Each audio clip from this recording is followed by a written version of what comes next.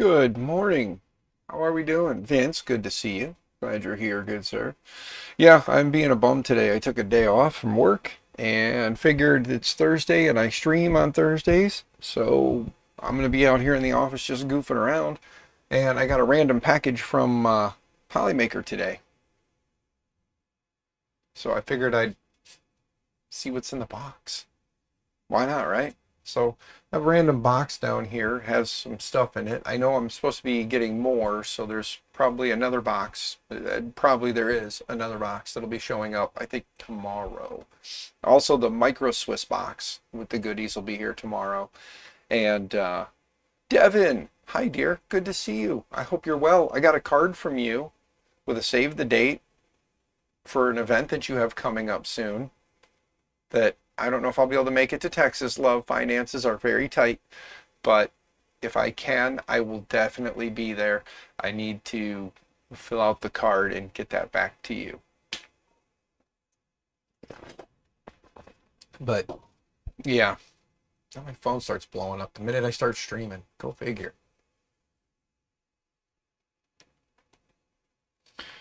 But yeah, so I figured why not stream today? So that's what I'm gonna do. I'm just gonna stream today. We'll see for how long and all that craziness because there's a lot of things I can just sit out here and twiddle my thumbs and hang out and chat and show people what's in the box. There's a box down there. There's stuff in it.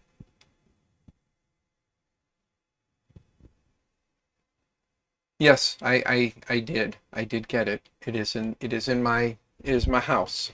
So I do have it. My AC kicked on, so hopefully it's not too loud and annoying in the background.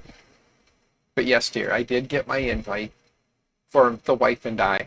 Very nice of you to include her as well.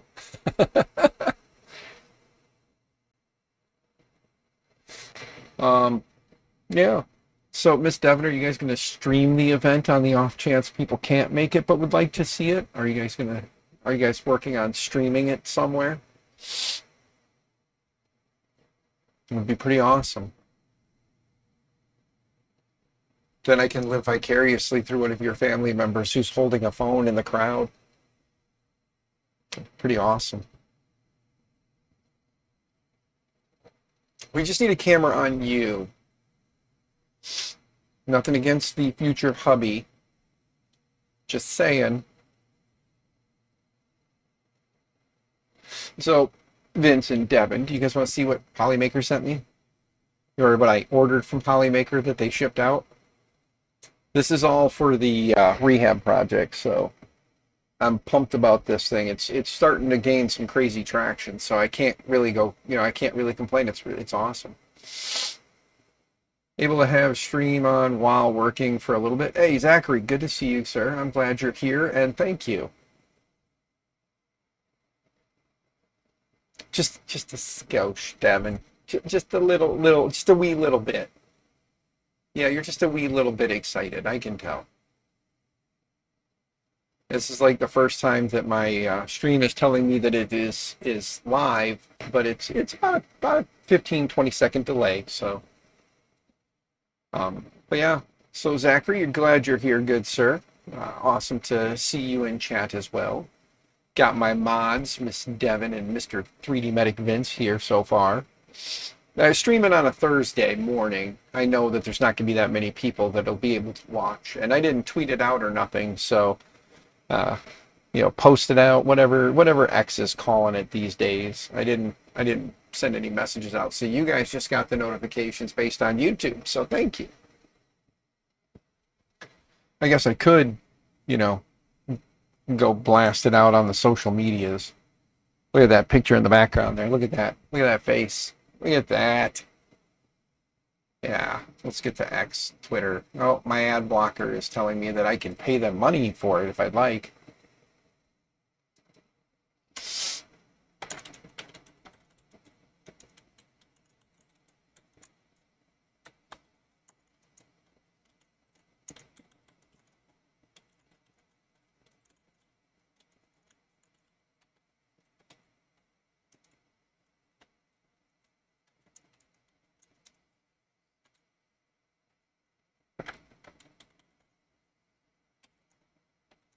Hold on, I'm just typing.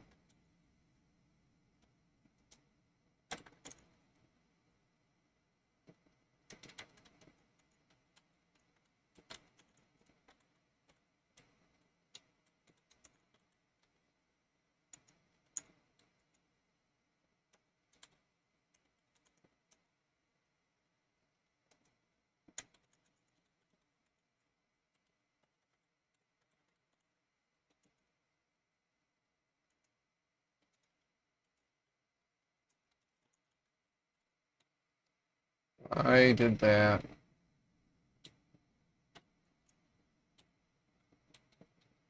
There we go. There we go. All right.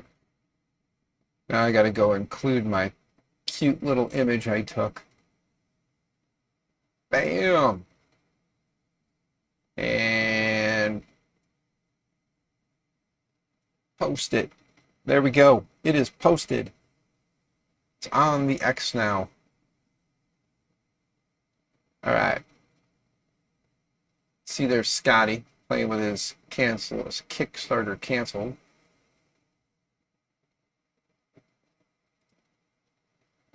Anyways, there we go. Da Vinci, good to see you. Hope you're doing well, man. Stay out of trouble, stay out of jail, all that good stuff. But again, main reason why I'm streaming early is because I took a day off. You know? Yes, sir. It'll be awesome if I can get my ducks in a row, get the time off, and have a solid mode of transportation, good sir. I would love to like have a co-pilot to ride along for, you know, at least 10 of the 13 to 14 hours of the trip. So that'd be pretty awesome, man. Like, I hope it works out that we can do that. No, Sing, what's up? Good to see you. Hope you're having a great morning. I've got my cup of coffee and got a package from Polymaker. So I figured, why not have a stream early since I took the day off. My wife and daughter are currently inside watching their paternity court. They love their paternity court, so they're in there watching that. I figured I don't want to mess with their weekly routine by being home, so I figured I'd just come hide out here, and while I'm out here, let's stream. You know, why not? The But yeah, Polymaker sent out some of the filament that I had requested or ordered for the rehab project, and some of it came in today. The rest of it should be here tomorrow, and I'm thinking that maybe another day off tomorrow might be a thing, so there might be another stream tomorrow too. Just a little bonus. Why not, you know? But I figured I'll just come out in the office and just do things out here. Not that I'm going to work on that because I still don't know what parts are coming for it, but we can always slide that off to the side if I decide to work on something else. Ow. My morning eyeballs, you know? But anyway, yeah. So you guys want to see what's in the box? Should we open the box and see what Polymaker sent me? What part of the order came? I am noticing that I'm coming in a little hot this morning. You guys think I'm a little louder than usual? I keep seeing every time I say but, it was popping off. So let me adjust some audio properties here a little bit. Let's take this down to 5.5, and we'll see how that does. There we go. Is that better, guys? I'm probably a little bit quieter now. I had to up the mic input the other night because for some reason it was not hitting anywhere, but now it should be good. Shouldn't be as loud. You probably have to turn me up a little bit now instead of down. I think I'm gonna crack the box. I'm curious as to which one showed up. I don't remember what colors all I ordered. I mean, I know what colors I ordered. I just don't know how they boxed them. So we'll leave it right here in the chair. Let me find something to slice this open with.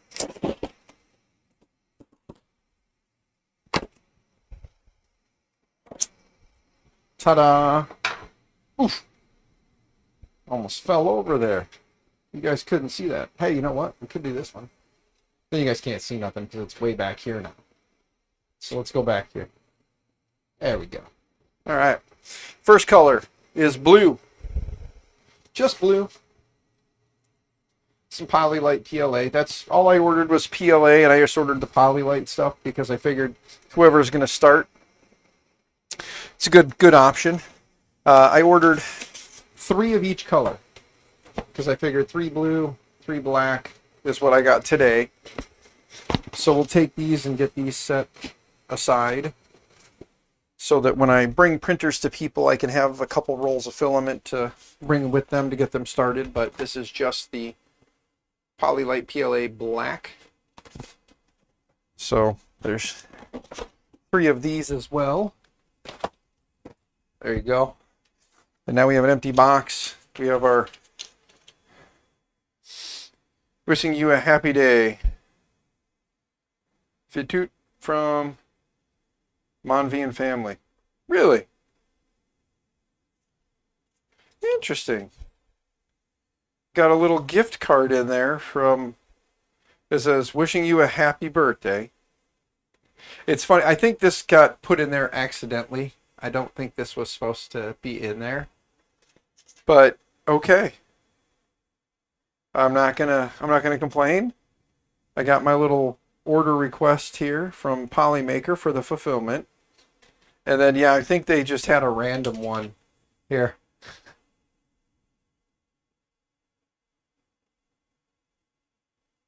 So that's what was in the box with it. So somebody at the Amazon Fulfillment Center, because for those who don't know, Polymaker uses Amazon Fulfillment for a lot of their filament stuff. So at least that's right now anyway. I know there's the Texas facility that they're doing. So we got to put this stuff somewhere where it's out of the way. I need to make space somewhere. Let's close this. Set it right here. Right back here. So let's jump over to this guy. We'll grab our 3 rolls of black, put them together. There we go. 3 rolls of black, 3 rolls of blue. There's some red, some white, and I think purple. I got several different colors that I ordered because they were kind enough to donate. They were kind enough to donate $400 worth of filament to the cause. So again, shout out to Polymaker. Thank you guys. That's why the stream is payment per like promotion, because Polymaker gave me the filament. So thank you again for that. So Polymaker's doing that, and then Tuesday nights, don't forget Tuesday night streams. Let me come back down here. Tuesday night streams, we do the filament giveaway from Polymaker. At some point, if the numbers start picking up and things start looking good, I'll talk to them about possibly doing a Tuesday and Thursday giveaway. But for right now, don't look the gift horse in the mouth, right? So we'll definitely be doing the Tuesday giveaways. We did the one last week, and the networking guy won. So that's pretty sweet. That was my first Polymaker giveaway winner. So awesome. Also, what else? Oh, thanks to the networking guy. He had mentioned reaching out to Raspberry Pi to see about getting some Raspberry Pi Pico Ws for use in the school that I work at, as well as maybe some projects here on the channel. And the lovely person at Raspberry Pi that I've been speaking with has a shipment request put in for me. So some Raspberry Pi Pico Ws should be coming this way for, I don't know, whatever we decide. I know I'm going to give a bulk of them to my STEAM or STEM classes at the school that I work at. I have a junior high and a high school one. So I'm going to give some to each one of them so they have those. So they have them for potential projects if they find interesting uses for them. So that was really cool. Other than that, yeah, the 3D printing rehab project is my big thing, guys. I want to rebuild old dead printers and give them away. Uh, no strings attached. Just here you go. It's yours. Enjoy. Right now, as it stands, I was watching the Save It for Parts YouTube channel. I was watching his video last night, and he was talking about the Free Tech. It's Free Tech, right? Is the name of the company or the group? I was watching his video, and I was thinking they're a little ways away from me, but they have a similar thought in mind when it comes to taking in the old tech, rehabbing it, and then putting it up for sale for very cheap, or giving it, not necessarily giving it away, but like putting it, they've got a storefront you can go in, and they've got all kinds of tech from, 70s, 80s up to 2020s. So they've got all kinds of tech that they have available for people in a similar situation. So I'm thinking maybe reaching out to them and asking them if they get 3D printers in, if they would, be interested in holding them, and then maybe once a month I can make a little trip up there to pick them up from them, bring them back here, and have them for my project here, if they'd be willing to do that, if they have some. And then of course, when I go back, I can always bring some up with me and leave them with them for them to have. Ideally, I would like to do this all day every day and get paid for it, but the channel doesn't make enough money, so I have to keep the 9 to 5, which sucks, because I would love to stream for 8 to 10 hours a day, hanging out here in the garage, just working on a printer, getting it done, moving it aside, bring another printer in, work on it, get it going, and then move it aside. And I would love to just keep doing that, just rebuilding printers, and then, the stuff that I'm taking back to those guys, I would love to, bring stuff back up to them, pick up more, come back, and then have like haul videos and stuff like that, like what we brought back. And that would be the grand idea, but it's the financial side. You guys all know that. Like, you guys, we all are living paycheck to paycheck. Like, nobody is really, nobody who's watching my channel on a regular basis is living a very well off life. So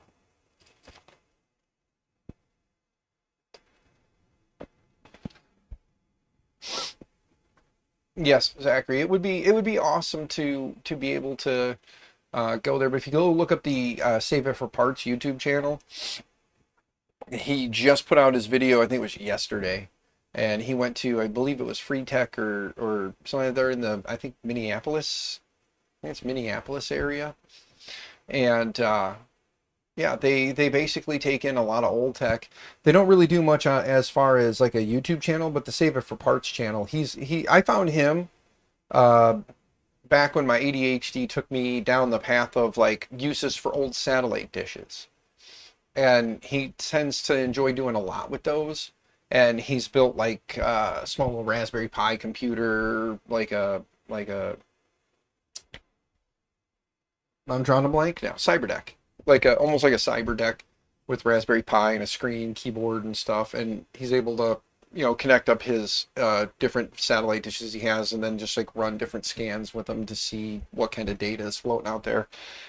He's even picked up like the free broadcast channels, like the free news channels that broadcast over satellite that you can pick up if you have the the right setup. So. But he's a good dude. I would have loved to have met him at Open Sauce, but I didn't get to go to Open Sauce this year. I was really kind of hoping I would, and then I get to see him and meet him and like just tell him, hey, dude, you do a lot of interesting stuff. Enjoy your channel, and maybe get him and Da together so that Da could have hooked him up with a couple of the the Libre computers, of course. Duh. I feel like I'm looking a little thinner today. I know I'm not. My belly is still there, but Is Save It Parts the one that made the vacuum former out of a Mac Mini? I don't remember if he did, honestly. Here, give me a second. YouTube.com/save it for parts. And actually, I think it's actually Save it for cards. Yes, yes it is. Oh, yes, there's 23 highlights. There we go. Copy. Let me paste it in chat here for you guys. There you go. Oops. Send. Send it to the chats. There we go. That's his channel. Like I said, the video he just did, it's Free Geek, not Free Tech. Free Geek is the name of the company. And Free Geek is in the Twin Cities. It says Twin Cities, but it's, I believe it's what, like, yeah, anyway. It's an electronic thrift shop, and they've sent him stuff in the past. They've sent Linus Tech Tips stuff in the past. They get a lot of like developer stuff that shows up in their their facility, and you know, the developer and engineer stuff, like old gaming consoles, things like that. When they get that stuff, it's one of those things where like they don't want to just, you know, get rid of it type of thing to, you know, sell it out to the general public or whatever. So they'll send it off to other channels that have maybe little museums or whatever. My hope is, like I said, I can reach out to Free Geek, explain to them who I am, what I do. Maybe they come across the channel and they watch this video. So Free Geek, hi, how are you? If you see this, hi. But just to see if you know, they get any 3D printers to begin with, and then if it would be something they'd like to maybe work on, some kind of a little partnership here where they get the 3D printers in. And like I said, I live in Illinois, they're not in Illinois, so like maybe a once a month trip up to collect whatever they have to bring back here, and then maybe the streams become a little bit more frequent. You know, I'd still, if I can't do this as my 9 to 5, then fine, so be it. But, you know, 2 hours a night, several nights a week, we work on 3D printers. I can, you know, bring them back here, build them up, make them better. And then, you know, the stuff that I bring back to Free Geek, you know, that's, you know, for them to do as they please. And the stuff, you know, if they're like, just bring us like 5 or 10 out of each one. Okay. You know, whatever, however many they get. I don't even know how many they get, if they even have any, because a lot of what they were talking about in the video was all gaming consoles, Windows computers, audio video stuff, and Macs.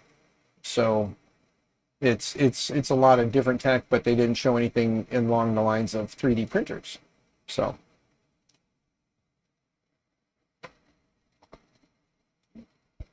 it'd be nice though if it is something they start getting in more of, and then send my way so that I can build them up, and then they can, you know, have some in-house to do as they need with or as they please with, and then, yeah, I can have some to give away. And who knows, maybe one day the channel does make enough money, I can afford to do something real crazy. Long live Laserdisc. Yes, JPP. They were talking about Laserdisc and HD DVD.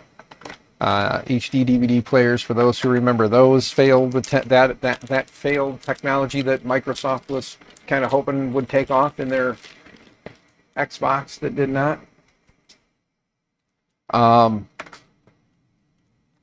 But the awesome or hopes would be that one day this channel takes off in a way that maybe I can do a little road trip and we can kind of get a nice little like list of people that people would like to see get a 3D printer that can't afford to, and we can get a little road trip planned out where, you know, we're going to take off on this day with this many printers, and we're going to drive to these locations over the next X amount of days and drop off printers to those people, and, you know, live stream it, have some fun with it, and at the same time get some people 3D printers. I think that would be awesome.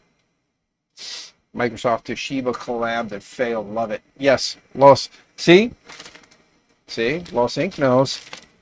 They tried so hard to make HD DVD a thing when Laserdisc was right there. Thank you, Sony, for Laserdisc, because we got quite a bit more data packed into the same amount of space. But Blu-ray, sorry, I think I said Laserdisc, but I meant Blu-ray. Wow. I was talking about Laserdisc there. JPP, you threw me off. I could be wrong, and I may have said Blu-ray, but I felt like I said Laserdisc. My ADHD is popping pretty hard right now, guys. I'm doing a little bit of cleanup while I'm sitting out here today. Get some stuff cleaned up, make some space, make some room. We have all kinds of USB cables we dumped out the other night looking for just one specific cable.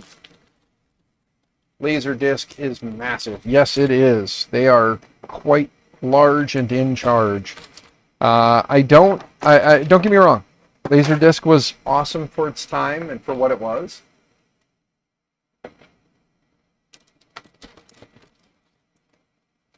Laserdisc is pre-DVD. Yes, it is. Laserdisc was the record of the digital era. The old record players. You got your laser discs, which were record-sized lasers, or record-sized CDs that were two-sided because, oddly enough, the compression ratio on something so large was not the greatest. So you still had to, halfway through your movie, take it out, flip that big thing over, and set it back down to finish watching the rest of your movie.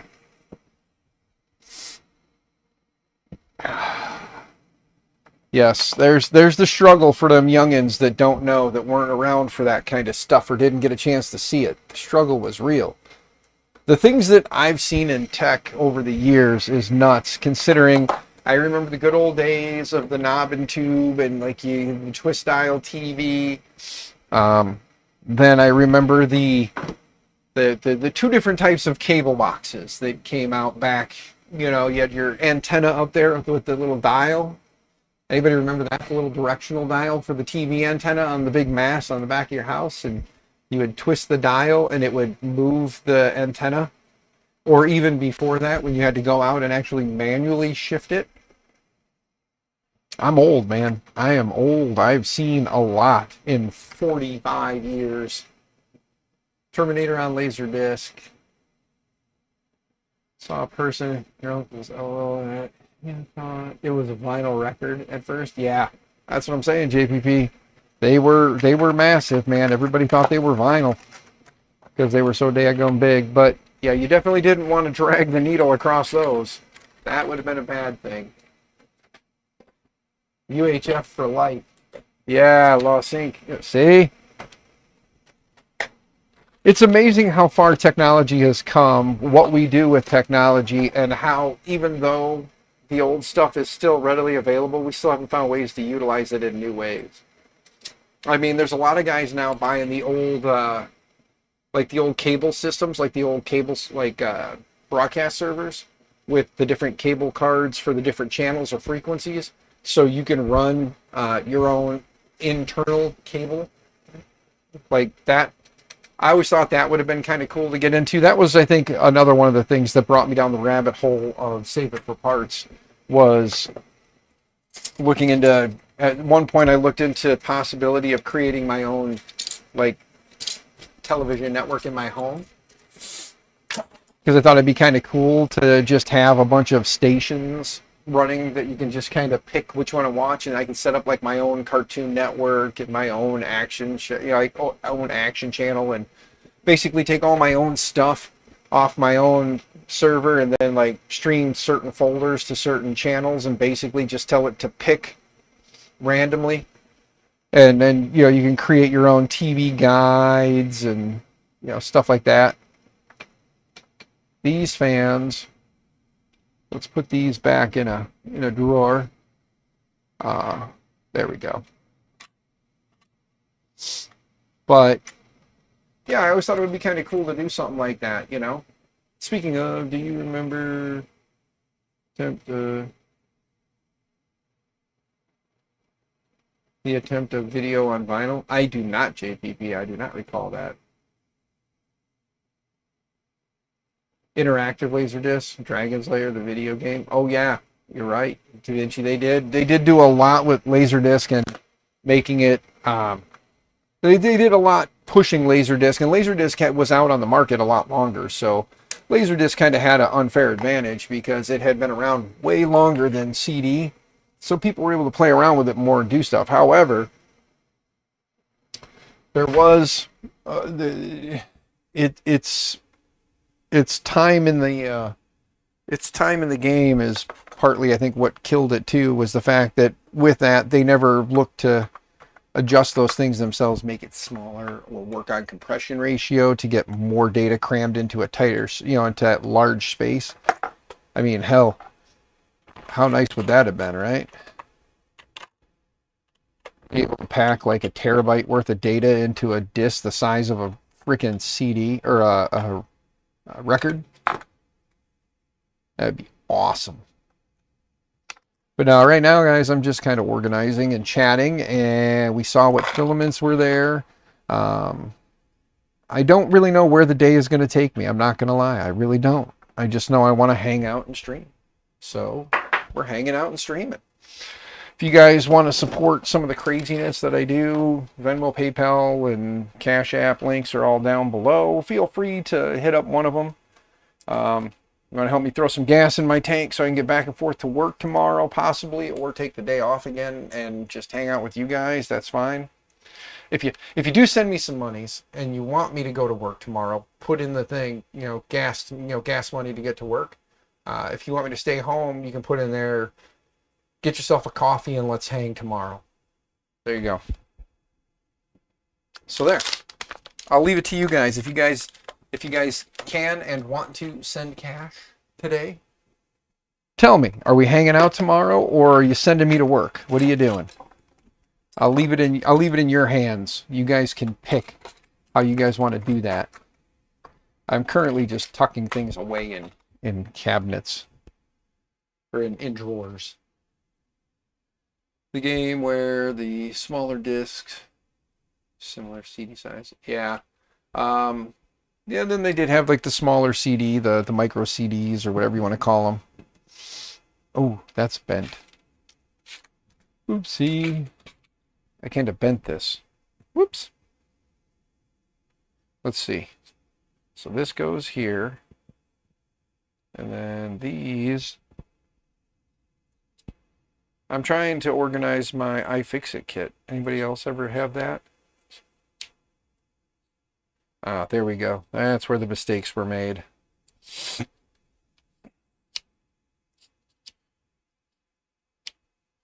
We moved a couple of things. There we go. My iFixit kit is back together.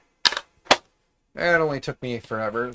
Hey, Built Over Bot. Good to see you, sir. Hope you're doing well. Look, I got a Dapper Dan hanging out with me. Got two more Dapper Dans hanging out with me. I got another Dapper Dan hanging out with me. Look at these Dapper Dans just hanging out. If anybody wants to get a Dapper Dan, go over to Thangs and sign up for Built Over Bot's Thangs membership, and you can get yourself a Dapper Dan duck. And then you can be cool like me and have a Dapper Dan. Currently, I'm just hanging out there at Built Over Bot, not doing too much.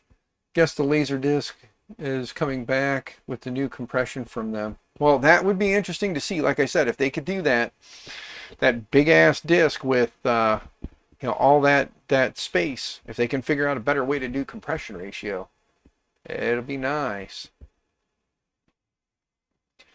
The recent announcements are petabyte capacity on a CD.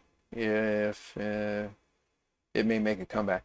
If you can store petabytes worth of data on CDs, yeah. But that's a lot of freaking data. Like a petabyte of data is what is that? That's 1,000 terabytes, right? 1,000 terabytes is a petabyte? That's insane. But no, I'm just trying to organize a little bit here, keep things kind of, neat and tidy, since we're going to be working on some stuff next week for sure, because I got the email saying that tomorrow we should get the rest of the filament from Polymaker, which for those who are popping in now, I got the 3 rolls of blue and the 3 rolls of black sitting right there now. So that's that. I also, as I was saying before a lot of you guys got here, Polymaker was really awesome when I talked to Sean at Polymaker about the 3D printing rehab project, what I'm planning to do and getting some filament. He said, how do you want to handle that? I said it might be best to have the filament on hand to give to the people when we give them the printers, rather than telling them, go here, here's a discount code, order some filament, and then they have to wait. At least this way they would have some filament on hand to get them started.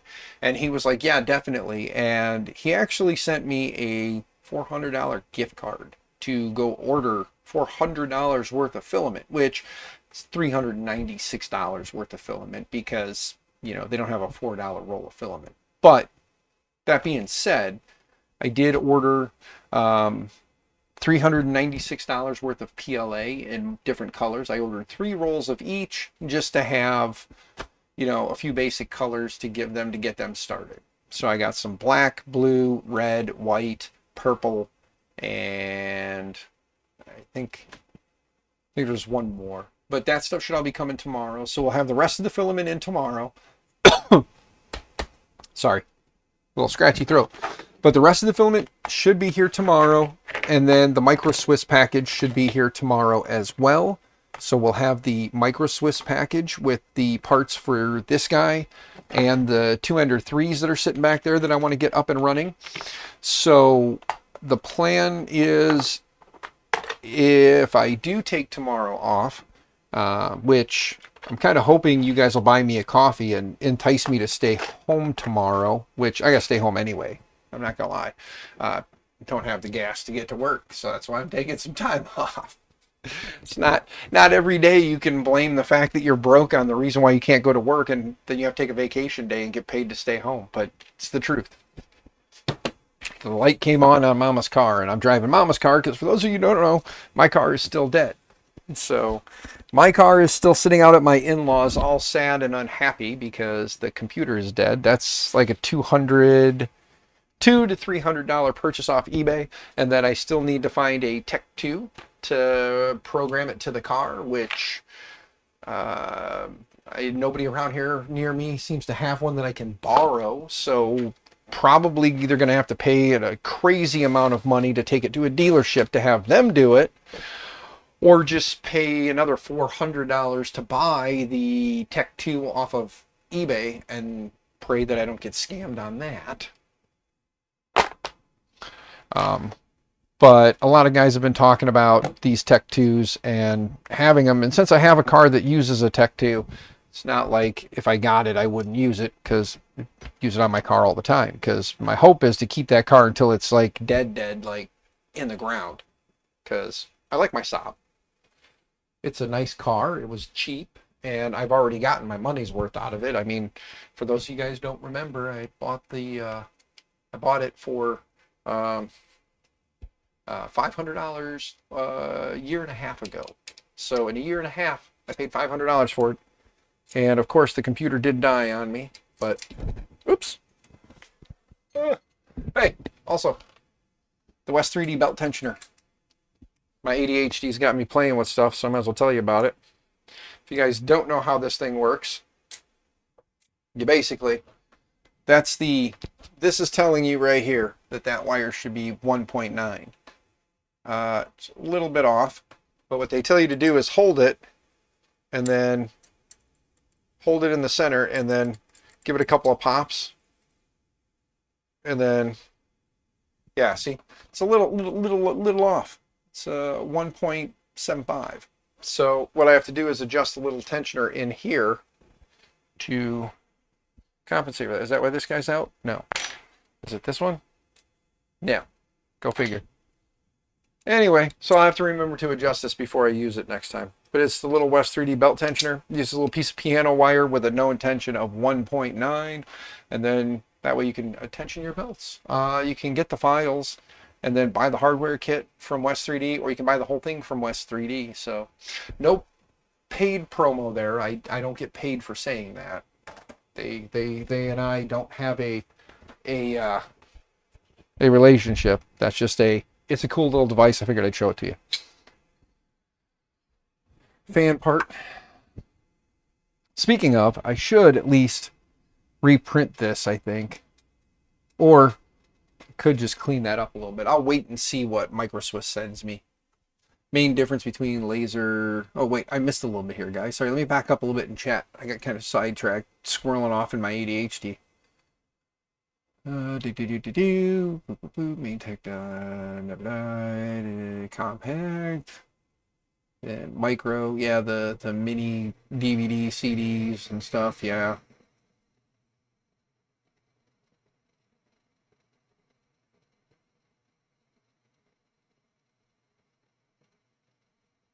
Just saw a digital version of the tensioner tool the other day too. Nice. Did not know they sold the files for that. As far as I know, I believe I could be wrong, Built Overbot. I could be wrong, so don't actually hold me to that 100. But as far as I know, I thought that they had made the files available, and then you could get the parts kit from them to build it. As far as I know, I have to double check. So let me double check. West3D.com. Belt. Complete assembled tool or hardware kit by PF Makes. So, yeah, they have the complete kit. So, yeah, they have the DIY kit where you build it yourself, or they have the detailed instructions and STL files for printing are on the GitHub here. Okay, here's the GitHub for it. Hold on. Copy, paste, Control V. No, Control V. There you go, Built Over Bot. There is the STL files. So yeah, there it is on the GitHub. There's all the STL files if you want to do the GT2 belt tension meter. And then, you know, it's pretty cool. I like it. There it is. There it is without the West logo on it. So, little shows you how to use it. West 3D, of course, prints it in their West 3D green.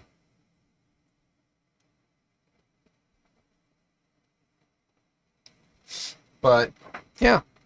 So you can get the tensioner tool files yourself and then find and source your own parts if you want to go ahead and do that. Or you can just buy the kit from West 3D and not have to source everything. So, there's that.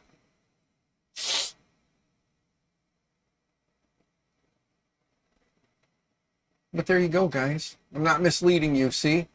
See? I actually sent you the link.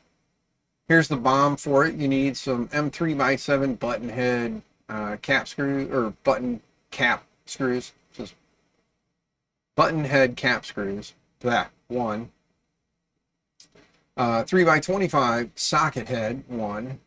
M3x8x0.6 washers, one. M2x10s, you need two of those. And then you got here your steel music wire, aka piano wire, one. You need a 0.032 inch by 4 inch. And then you need your compressed spring, one. And then the complete printed parts kit, complete printed parts.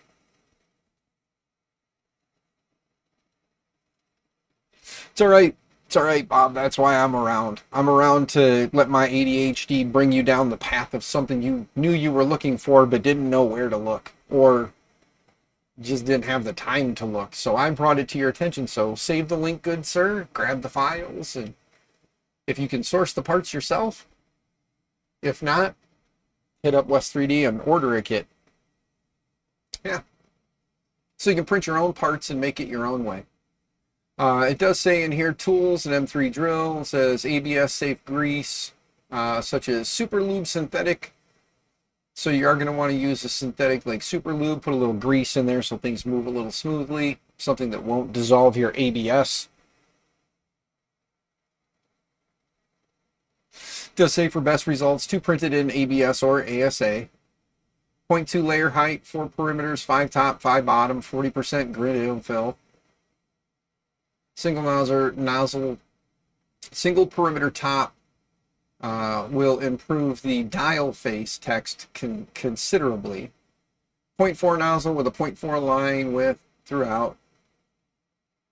And then here's the little how you assemble it too. So let me jump back over here. Here's the quick little assembly CAD.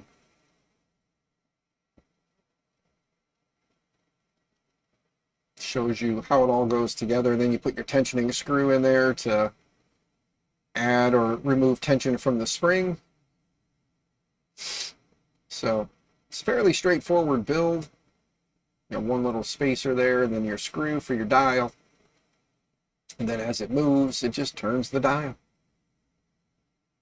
Cleaning up your parts, making sure everything fits together. You want to make sure that slides smoothly through.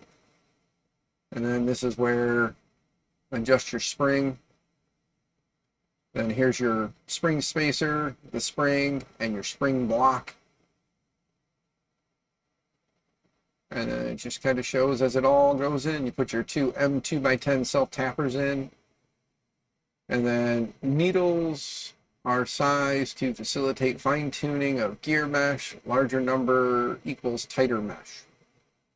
So the larger the number here, the tighter the mesh. So there you have it.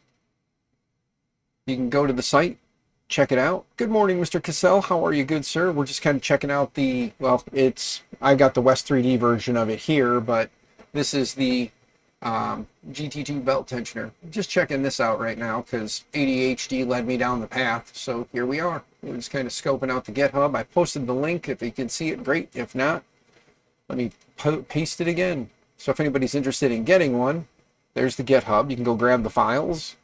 And then your BOM with all your materials needed are listed right here. I did win mine off of the Lee Marie 3D stream, so good old Jeremy and Keela won it off of their stream, so that was pretty awesome. So I've had it for a little while now. I've been using it on some stuff, and I do have to adjust it. I did notice my 1.9 is 1.75, so got to adjust it a little bit. It's running a little on the sloppy side.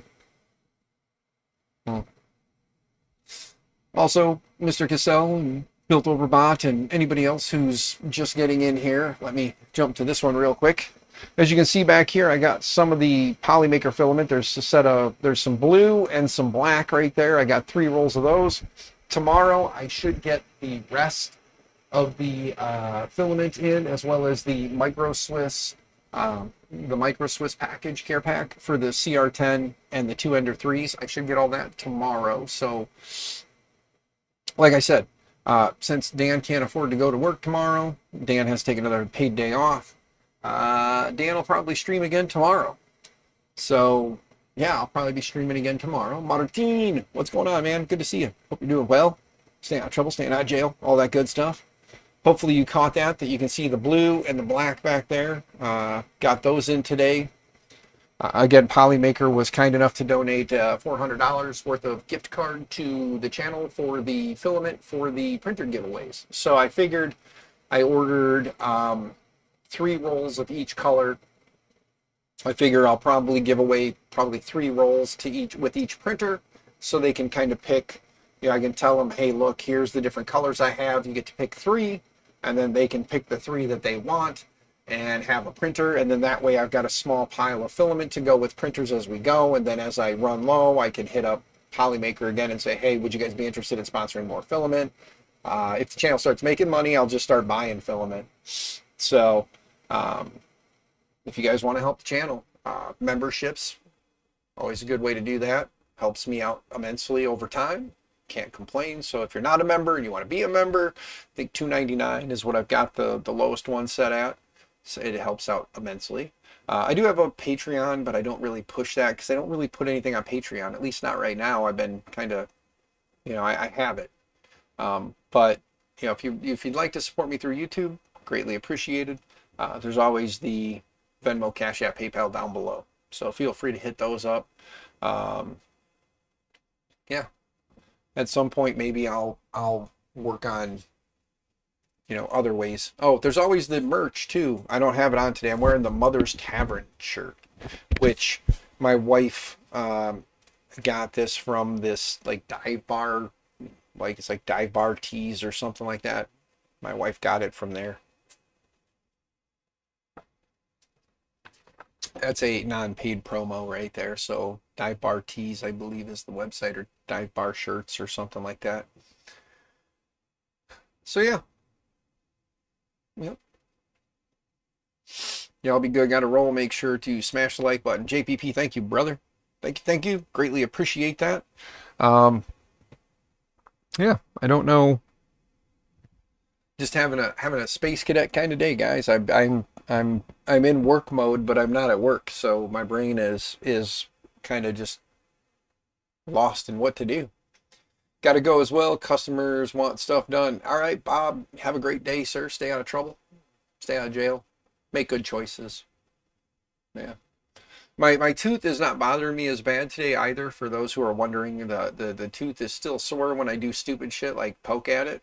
So like when I poke at my tooth, it hurts. But other than that, it hasn't been bothering me. Yesterday was a pretty calm day. So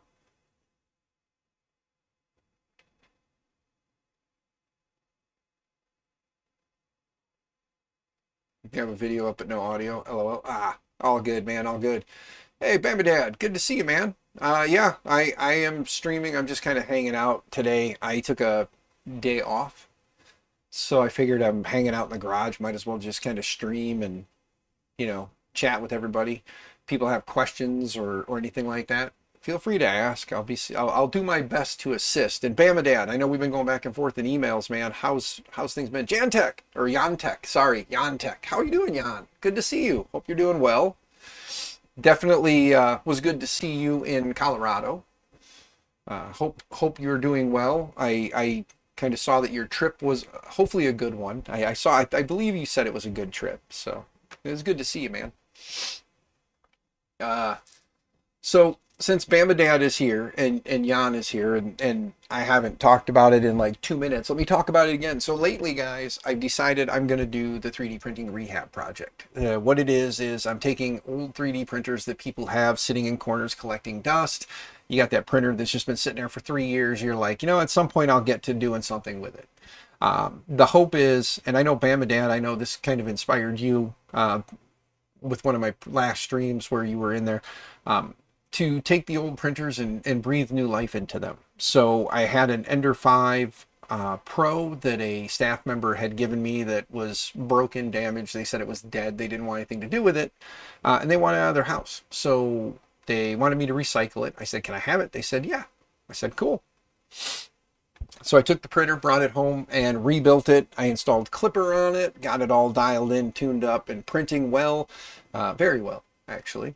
And then gave it back to her son because he really didn't want to let the printer go. So I gave it back to her son, and he's been, a typical teenager. He's been taking his time at getting into it, but he's back to enjoying the printer. He's happy it's home and it's working, so that's good. You're getting a key 2000 error with your Ender 3 V3 KE, getting a key 2000 error. What is the key 2000 error? Ender 3 V3 KE. Whoops, KE. E.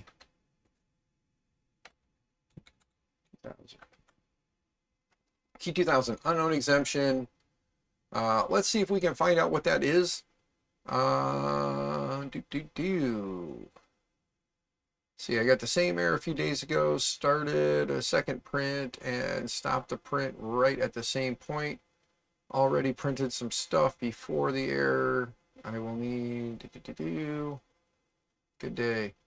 I got this error immediately after starting. Got the same recently as first printer I learned on. It would not or could not let me set up in peace. I could not do a report. I changed it from the 220 to 115. The machine started 2 times and the issue did not come back. All right, well, did you check your power? Looks like that's one thing one person is saying. It's communication error. Creality said unplug and reconnect the Nebula pad. No joy. It was a fantastic trip. Really enjoyed meeting you. In fact, I just booked my flight for 3D Printopia. Dude, awesome. Giving old printers a second chance sounds great. It was, or you also have old Enders sitting on my desk. If you know someone in Germany, feel free to get them in touch with me. I will, Jan. I will see what I can work out there. I talk to people all over the place. But yeah, so kind of back to what I was saying, and then I'll go back to Bamadad. I'll go back to we'll research the key 2000 issue. But no, so basically that's what I'm doing. I'm taking old printers that people have laying around, collecting them up, whether it be like Rocky Mountain. I didn't really have the idea, so I didn't have anything in place. At Murph is when I started to get the idea, so I didn't even think to reach out to the event organizers to see if it would be something they'd be interested in promoting and maybe setting me up in a corner where I could collect the printers, bring them in, and start even possibly working on them at the event and maybe even giving them away to some people at the event. Now with 3D Printopia, I'm hoping that maybe between now and then the channel picks up enough enough traction, people start getting more interested in watching old printers come to life, that I can reach out to 3D Printopia and tell them, look, I don't make any money off of this other than maybe, donations from the YouTube channel. I don't really make any money off of this. I'm not trying to make money off of this. My thought is I want to just, I'll make content, make videos, and show these guys off being rebuilt. And if people want to, send me money as a thank you, they want to send parts, they want to send whatever, I don't care. Bring the stuff, send the stuff, however you can get me the stuff, I'll take it. And then rebuild these printers and then give them away to people in my area. I kind of figure about 100 miles, but if things go well and this takes off, maybe even starting in the summers when I have a little more free time from work, maybe do like a road trip, get like a big old U-Haul truck and go around. Digital Dragon, good to see you, sir. But give me a reason maybe next summer to take a little road trip, get an RV or rent an RV or get a U-Haul truck or something and just drive around the US and go to places where people are like, hey, I live here and I know this young man or this children's group or whatever that could really use a 3D printer. And then, we can start mapping out the route and say, this is where we're going. We're going to go here, here, here, and here. And then hopefully along the way, kind of stream from the road trip and, stream giving the person their printer. And that would be a fun thing to do, just fix printers and send them on. If you guys want to start helping with these things monetarily, feel free. Like I said, memberships are down there. It doesn't take more than $2.99 to become a member on the channel. If you want to help me in cash to buy parts or repair printers or pay my power bill, links are down there as well. Feel free to do all that. Da Vinci, again, with the waves. But yeah, I really, truly am passionate about this. This is something I've enjoyed doing. I really enjoy more of the bringing the machines to life and watching them work than I do using them, as you guys can kind of tell, because my machines are all sitting, not printing anything at the moment. Not that I have a large collection of machines anymore, because recently I had to sell the Bear at Murph to make it home. That sucked, Want a KP3S, Mitch? I will take whatever, brother. I don't care. I'm off today. If you're not working and you're bored, drive up. Come on up. You can see my shithole of a house with my dirty, dusty office. Come on up. I can't afford to come meet you halfway. I'm sorry. However, I do want to come down to your area because I'm hoping to come visit you and maybe another individual in the general area down there that has a channel that's focused around a fruit-based board. And also a certain female that lives down there that does product reviews for a certain Tom's Hardware website, maybe. Come visit all three of you guys. Would be awesome to take a road trip. I'm driving to Peoria this weekend, actually. Well, Mitch, maybe, just maybe, I can meet you in the Peoria area. because that's about an hour away. If any of you would like to assist me in meeting up with Mitch this weekend, Venmo, Cash App, PayPal down below. The bigger the dollar amount, the more likely I am to get there. So, thank you. Got to throw it out there. Got to be a bit of a pain in the ass to someone. But yeah, I'll definitely take it, good sir. I mean, I don't care what's wrong with it, but just out of curiosity, what's up with it?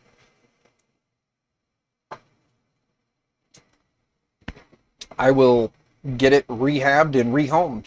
That's the plan, guys, is like this channel is going to be rehabbing old printers and giving them away. I don't want any money from the person who is receiving it. None. Absolutely none. It's a robot competition. Cool. Could I be part of the team and hang out with you if I went? Could I be a part of the team? Could I be like a technical advisor or a not so technical advisor since I'm not very fluent in robotics? These are the robots I know.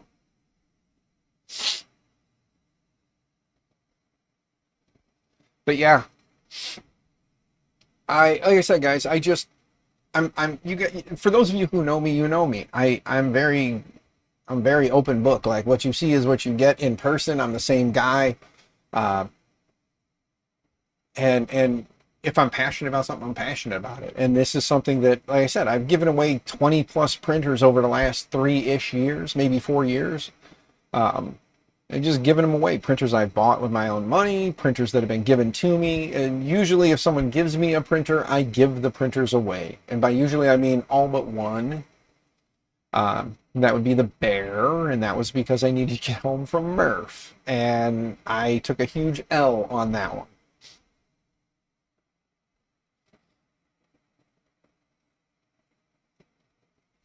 The July Jamboree, Peoria, Comic-Con, QuadCon.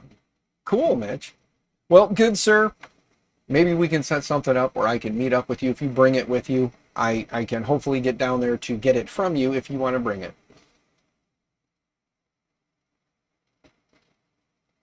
I'm going to help run the live stream. Hell yeah, brother. That's awesome. Well, I can definitely, if you bring it, I will definitely meet up with you some way, somehow, even if I have to say, hey, mommy, let me borrow your car. I have to run to Peoria. I will get to you, good sir. So if you're serious and you bring it, I will be there. If not, I understand. Sometimes we say things and we're not, it's a ha-ha funny. So I get it. But yeah, if you're serious, I'll meet up with you, good sir. I always enjoy meeting up with the Mitch. The man, the Mitch, the legend. Ugh. So, yeah, that's my whole plan for the channel, guys. It's just rehabbing printers, rebuilding printers, old stuff. I don't care for, like, I'll build new printers on the stream if companies send them to me, but there's a good chance I'll use them for a little bit and give them away. And I highly doubt that any of the companies are going to see my channel as any kind of value to them when it comes to showing off their new products, because I get more enjoyment out of building the machine and then giving them away. It's just how it is. So, I mean, if they want to sponsor or support the channel, or if any of you guys have contacts with any of those, larger companies, you guys have a contact, someone you could reach out to, greatly appreciated. I can tell you I have reached out to Sovol and got a big no, sorry, not right now. I reached out to Creality and still have not heard back from them. It's been over a week, and all I asked Creality for was parts. Could you send me maybe some parts for the machines, V-wheels, belts, bearings, pulleys, stuff like that. Just hardware that I could use to rebuild the machines, because currently I have 3 Creality products that are on the docket to be repaired and sent off. So was just kind of hoping that I could get Creality to send me some bulk parts. I don't necessarily want machines. I did mention in there that if they had maybe some customer returns or some damaged stuff that's in my general area that they could either send to me or I could go pick up. There was that too. I did say I can always pick it up just let me know where I would have to go to get it. Because I always figured that, Creality's probably got like pallets of the Amazon returns. They could contact Amazon and let them know that I'm coming to get them, and then I can always truck and trailer or U-Haul or whatever the case may be to get this stuff loaded up and brought back home. It's just getting these companies to have some faith in me to do something and to also see some value in it. And I understand that a lot of these companies, it's money, and it's got to be money, and I understand that, and I businesses don't make money by giving shit away. We all know that. So Polymaker giving me filament, they're not making money unless you guys want to support them and go buy some Polymaker, which a lot of you guys do. So Polymaker already is making money off of you, and this is more of a wash for them.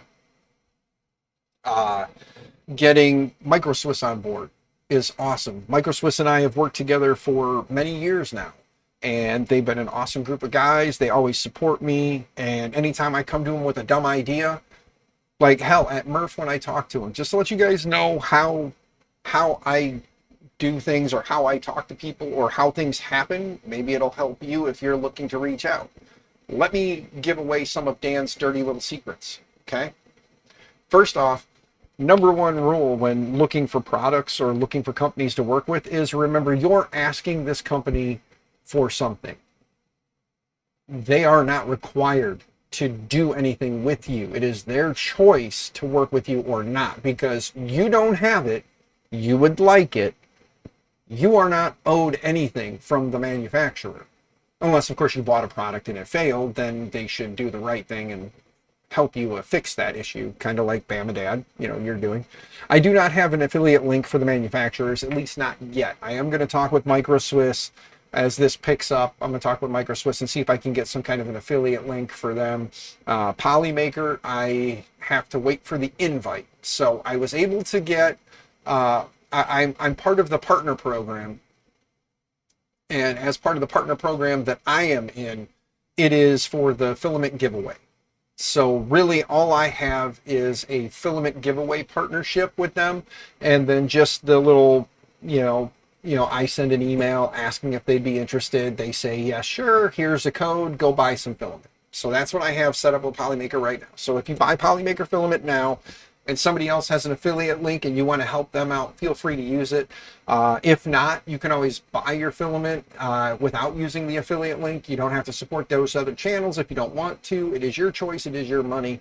You can, however, in the line where when you're checking out, there's a little line where you can add a message. You can put in there, purchasing this to help support MakerMind Nexus. Put that in there. The more messages they see with MakerMind Nexus in there, and if you want to put in there, and the 3D printing rehab project, if you want to put that in there when you purchase out, they see more of that coming through, it'll be more likely they'll want to work with me and get me an affiliate link so that I can get something from them as well. So just remember that when you're checking out on Polymaker's site, put in there that you're purchasing the filament because you want to help support MakerMind Nexus and the 3D printing rehab project. Put that in there. It'll hopefully entice them to invite me into the affiliate program, and then I can get an affiliate code. So if you guys want to do that or would be willing to do that, thank you. Greatly appreciated. But no, as for affiliate links right now, I don't really have any affiliate links for anything other than when I jump on Amazon and I find something there I like, and then I push it out to you guys through an Amazon affiliate, and then there I just get Amazon rewards.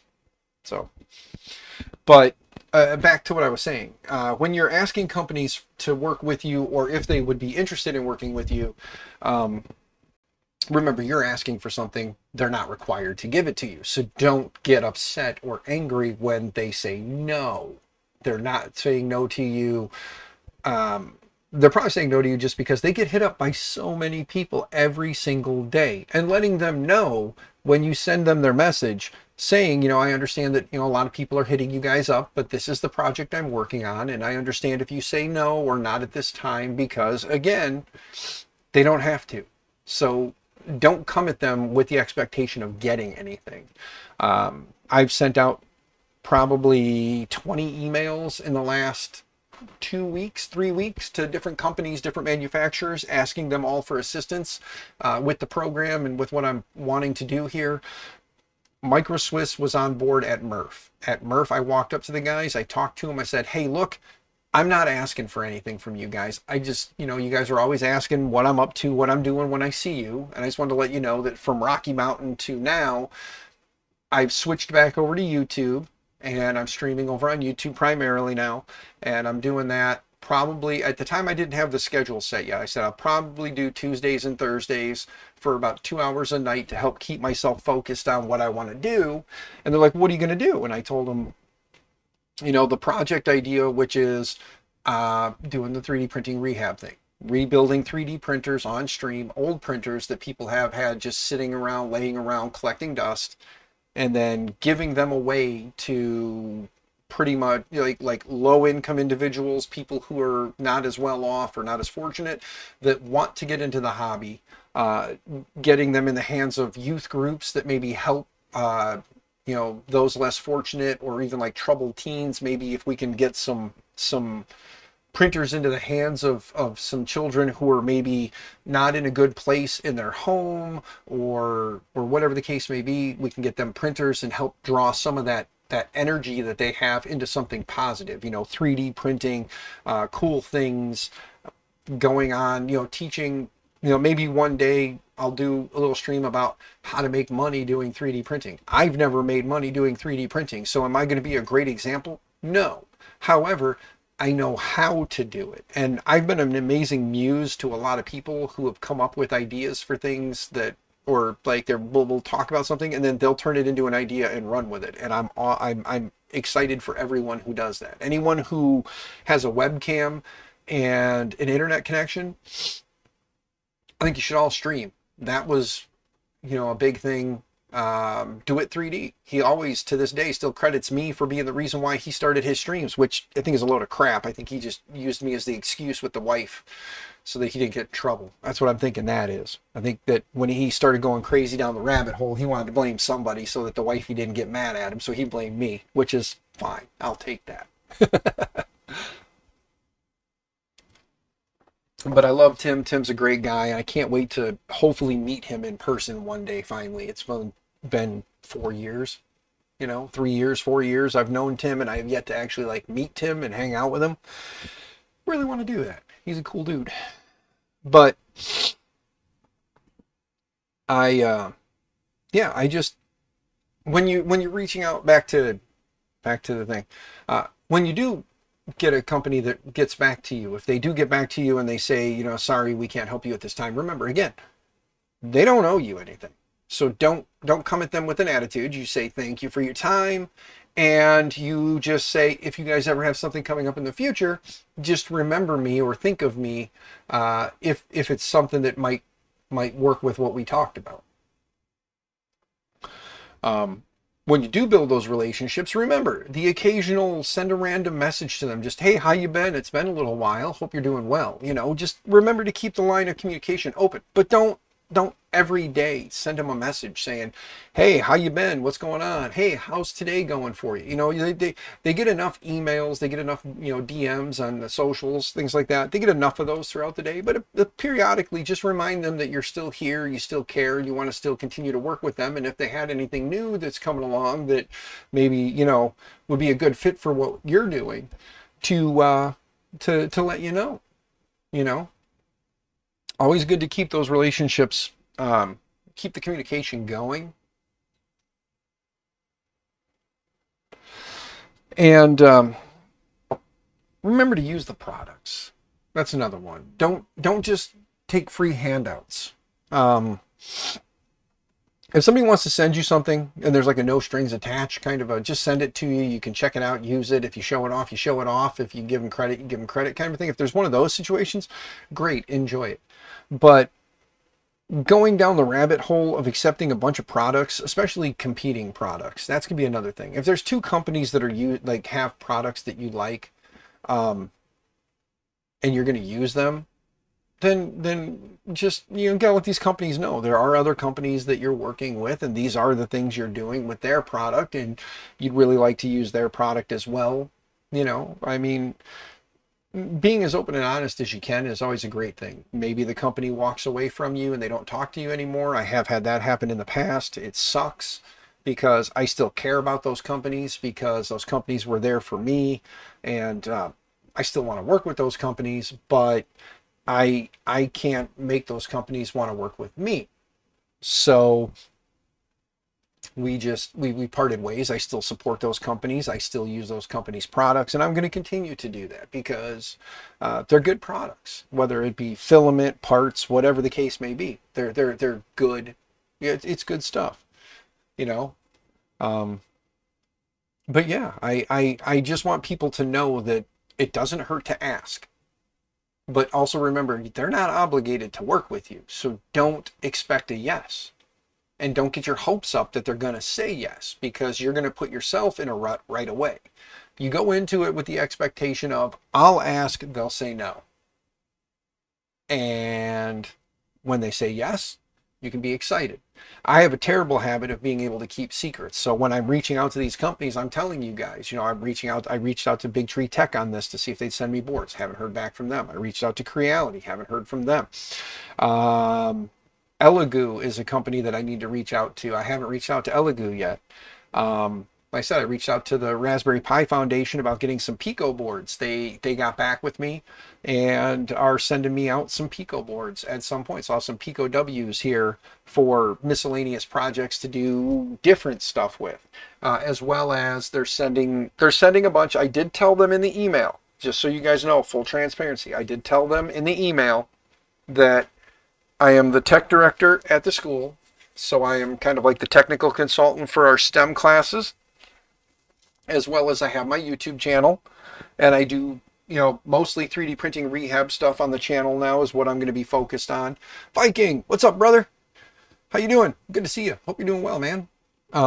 But I did tell them that, I was looking to possibly get some for potential projects on the channel here, as well as to give some to the school. I'm not exactly sure how many they're sending, but whatever they send, I'll probably end up splitting into thirds. A third for me, a third for them, or a third for the junior high STEM, and then a third for the high school STEM. So whatever they're sending will probably get split into thirds. That way I'll have some here for random projects I want to work on at home aside from this, because my hope is we start venturing down different paths, like different paths with different projects and things, and I can start to maybe do 2-hour streams 5 nights a week. Take my weekends off, or maybe use the weekends to catch up with the community hangout streams like Jerry's stream over on 3DHP. And if nobody's doing one on a Sunday, maybe on a Sunday I'll host a hangout stream for, 2 to 3 hours a day, 2 or 3 hours on a Sunday. That's kind of a thing I'd like to get back into doing, and we can talk about. My hope is, if I get back into doing the hangout streams, is that it'll be more of a focused hangout. I know that we all enjoy the camaraderie and the shenanigans, but I'm hoping that for maybe 2 hours we can focus in on what projects everybody's working on. If you're building a Death Racer, we can talk about your Death Racer. If you're working on something, like SBC, small board related, you're working on a printer project, whatever the case may be. If you're working on that, we can kind of all come together and talk about those kinds of things. That's going to be the hope if I bring back the as I used to call them, the shoot the shits, and just shoot the shit about, tech, whatever you're working on project wise. Just do that for like 2 hours. Just hang out, talk, chat, and then everybody goes on with their day. So if I bring those back, that'd be awesome. But right now, it's just 2 nights a week, or 2 days a week. Today is going to be for however long I feel like streaming, because I'm out here in the garage with not a lot to do, and there's not too many people doing anything today, so I figured I'd stream. And I'm glad I did, because I got to hang out with you lovely folks. With Jan and Mitch and Viking and JPP and Bamadad, and I'm not even looking at my screen. I'm trying to remember everybody who's here. And Build Over Bot popped in, Digital Dragon, and okay. Da Vinci, of course. Let me scroll up and see who all else was here. Martine, uh, Los Inc. Devin popped in, and I think she had to run, or she might still just be lurking in here. But Little Miss Devin's getting married. For those who don't remember or know, Little Miss Devin, she's like my like a daughter to me. I love that kid. I'm glad she found someone that can put up with her crazy, just like I found someone who puts up with my crazy. But Little Miss Devin is getting married. I got my invite, so I can't wait to see if I can financially make that happen. If you guys want to help me out with that too, drop a couple grand in my PayPal, Venmo, or Cash App. That way I know I can afford the trip down to see her. If not, I do hope she does stream it, so that this way at least I'll be able to watch, or at least hopefully she'll post a video after the fact, and then I'll be able to kind of reminisce through that. You're tired, just woke up. How am I doing? Viking, I am doing well, brother. I took a day off of work. Joe, what's going on? Good to see you. Hope you're doing well. You're here. You're just quiet. It's all good, man. It's all good. I'm glad you're here, Joe. It's good to see you, man. Yeah, so today's stream is not going to be a rehab project stream either, because I don't really have the parts yet. They'll be in tomorrow. For those who are just kind of popping in, I took a day off, and the reason I took the day off, what is this? Well, Whip Mechanics getting me $1,000 Formlab credit from them, though. Yeah, I did see that. The networking guy. I did see that they are no more. I caught that just a few minutes ago, or a little bit ago here on the X, that they were saying nope, nope. So I hope that whatever you use that for in the future, good sir, is a good thing. What is it? I see I've got some Discord messages.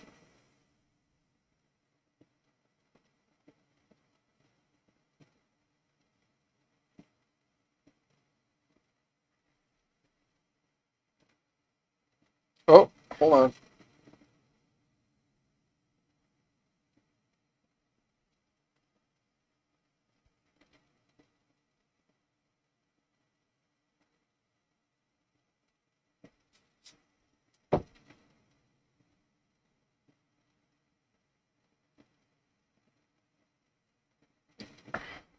Give me a second. I got to respond to this message, guys. One second.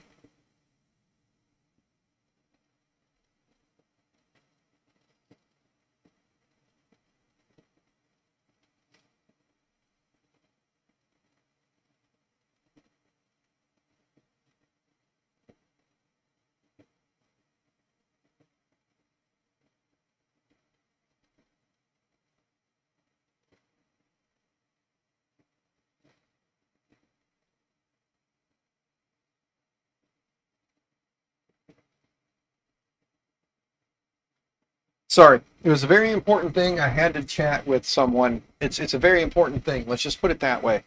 You guys know me. It's important. I hope printer still comes to fruition and will be somewhat affordable. Yeah, Digital Dragon, it would be nice if they can get that thing going. I know that they kind of set themselves up there, and I'm not an engineer by any means. We all know that. I'm an armchair engineer. Like, I can tell you what I think, but I don't know. But what I'm thinking is they wanted to be the first ones. They tried to rush it because somebody else may have something coming down the pipe. And I am hoping that they slow down and try to get a quality product out before they try to get a product out. And there's, like a lot of people have said, there's too many companies now who are just rushing to put things out to be the first at something, and they're not doing the quality control because they'd rather be the first than the best.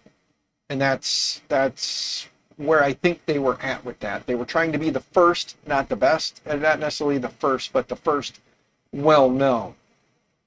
So I think if they just were to kind of pull back and say, let's get a quality product, let's get it in some people's hands, let's get it out there, let's get people testing it first before we try to make it a publicly known thing, they would have been in a lot better situation. Because had they sent one to Scotty, one to Joel, and to a couple other guys and said, look, please test this product, tell us the problems you're having, not please take our product and show it to your people, because that's what they did, and it bit them in the ass.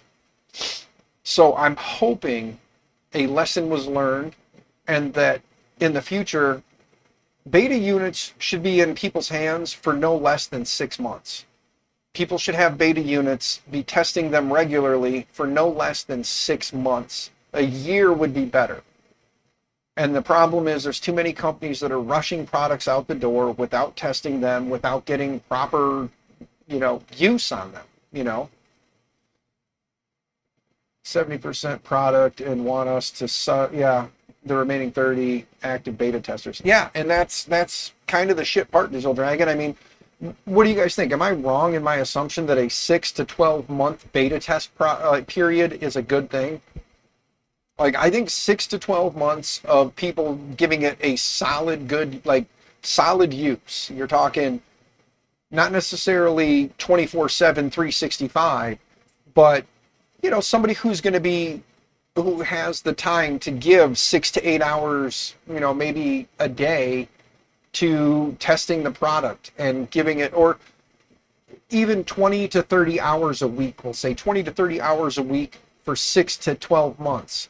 Of actually using the product, testing the product, tearing into this product and giving it the what for, I mean, I think 6 to 12 months, a 6 to 12 month beta test process is not unreasonable. And I know that a lot of people will say, well, a lot of the hardware has already been tested in, through other machines, and that's great, but not in that specific application. So in that specific application, you should have 6 to 12 months of good use, like someone who can give you that 20 to 30 hour a week for the 6 to 12 months of beating the machine down and testing it, using it, making sure that things are functioning as they should. And if you're going to try to make this a consumer/prosumer item that the people should have some kind of an understanding, or at least a basic idea, or a Google search on how to use it, it should be good. Yeah, we're not going to, because the 30-day beta test cycle will be good if they active testers and can get some timely feedback. Yeah, I mean, Digital Dragon, you and I were on the beta test for Fadus when they came out with the Next G. They gave us, what was it? I think we had like a 2-month time to play around with it before they wanted feedback on it. But the problem was a lot of us didn't get our units until after the end of the beta test. Like mine came in, I think 2 days before the beta ended is when I finally got mine.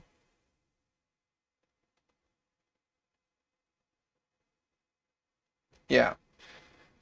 Other than the shipping issues. Yeah, exactly. And that's where, like 2 months was good. I mean, a lot of us had machines, and that was just a simple part that we were swapping out on an already, in most cases, an already tested machine. Like I put mine on my Rook, and the Rook was up and printing and doing stuff prior to it getting here. And then when it got here, it was just a matter of dialing in some stuff. And that's just one part. But this is a full machine. You're talking, there's many parts that you're testing on that. So that's where I say 6 to 12 months, because you're testing an entire machine, not one component within that machine. So that's why I was saying a 6 to 12 month beta test would be a good thing for a full-blown machine, a fully assembled parts kit, whatever. But like a full machine with a lot of different parts. There's a lot of things there that can break. With the Next G, it was just a hot end. So it's one part in the full machine. So that's why I was saying a 6 to 12 month on something that big. 6 to 12 months, or even just 6 months, like say 3 to 6 month testing process.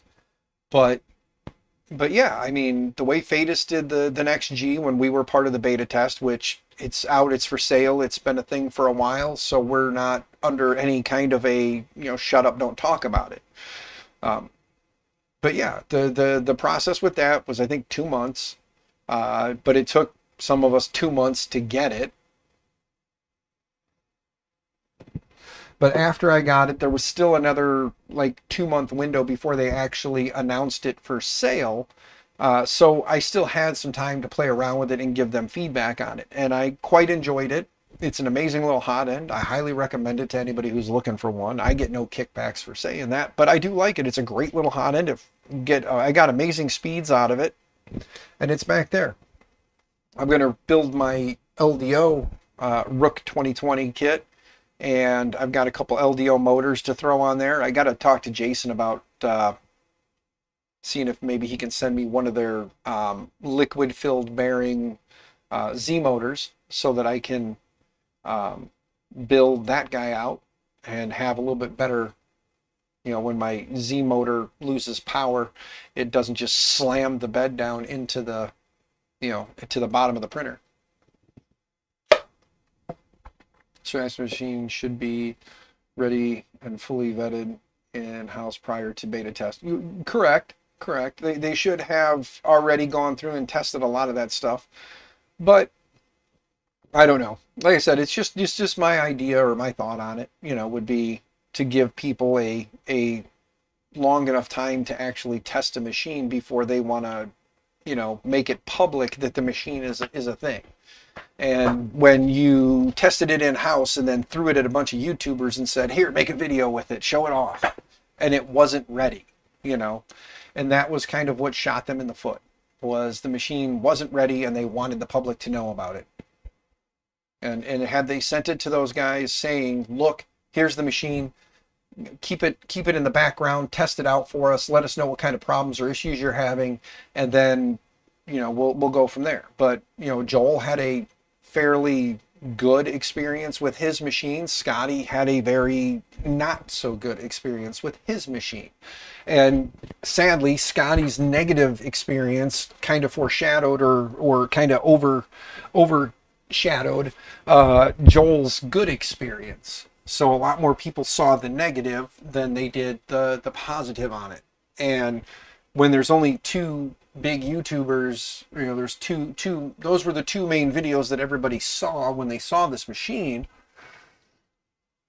It made it real hard for people to weigh on the 50% side that it was going to be a good machine that they were going to get.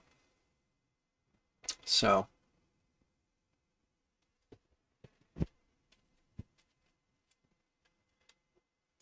yeah, Digital Dragon, you are correct. Yeah, look at the Orange Storm Giga. Yeah, that was another machine that there was a lot of people who paid a lot of money, a lot of influencers who paid no money, and the experiences that everyone is having has been a pretty negative one, so much so that Joel and Luke's Lab got together and they did their rework to make it the machine it should have been. And for the price tag of that machine, it should have been more like what we're hoping to see soon from Joel on his upgraded Orange Storm Giga. I know he's been, get your coffee, good sir. I understand. No one functions well without their coffee if they're addicted to coffee. Not that I'm addicted to coffee. If somebody wants to buy me a coffee, PayPal, Venmo, Cash App down below. Get more coffee.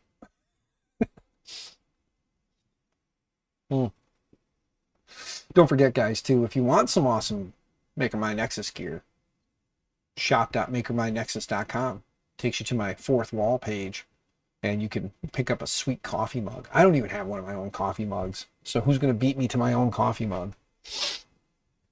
I only have a t-shirt from there. That's all I got so far. It's just a t-shirt. I'm poor. But Bamadad, if you're still floating around, good sir, let me see here. What else are we getting? Screenshot, stuck, start up. The exact same issue. Checked all the wires. They were good. Checked the voltage on the power supply. It was also good. Flashback the original firmware, but the screen only came to life if I plugged in USB-C from my laptop. It took forever to boot up. It comes up, the motherboard communication error, nozzle error, and key 2000 error. And if I disconnect the USB from the display switch is off. Only had it for 9 days. Print on the right was experiencing the S2000 error 3 times at the exact same spot. I verified all the cable connections to the motherboard and display were good. I thought, why didn't I flip over the printer with the supports? Voila, printed just fine. This is the only file that that threw the error. I'll try something in the update. Okay, so this guy is saying that he was getting the error, but when he flipped the print over, which added more support, he was able to get a successful print. So Bambadad, if you're still here, you're going to end up wasting more material, but until I can find more options, maybe try that real quick. Flip your model and just, I would go tree supports and it's easier to take off. See here. It was posted in January, but see in case many people found. From Creality 5.1 to 4.3.8 worked. Creality 5.1 seems to be totally broken. Ah, okay. So this person is saying that they had the problem, but they went back to Creality Print. I'm assuming Creality Print 4.3.8, sliced the file there and sent it, and it worked just fine. So it's saying it may be a bug in Creality Print 5. This is saying 5.1. So there may be just a bug in the in the slicer that's causing that error. And another person is saying bad firmware reflash. That was 6 months ago. You already said that you would restart it or reset the printer back to factory, so that should take out any potential setting changes you had made. Flash the version 1.1.0.12, same results. Apparently bad board, requested them send it back. Nope. Okay, so the only thing was from 2 days ago, and this guy said that he used the older version of Creality Print and got success from that. So maybe look at getting the older version of Creality Print and setting it up and using that.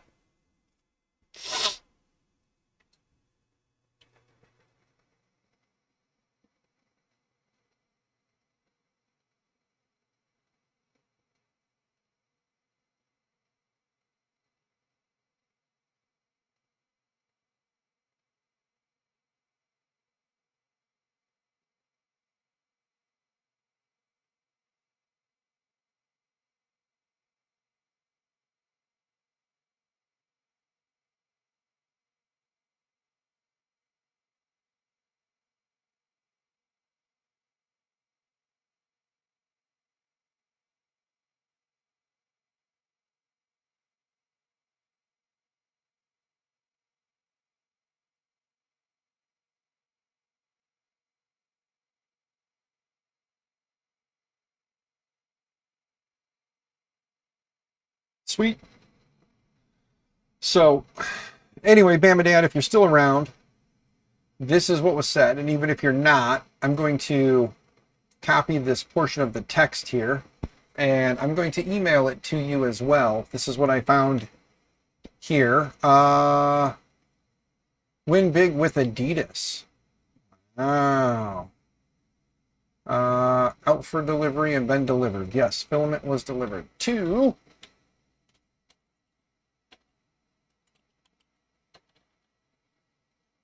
Oops, hold on. Let's delete that. Let me find you. There he is. All right.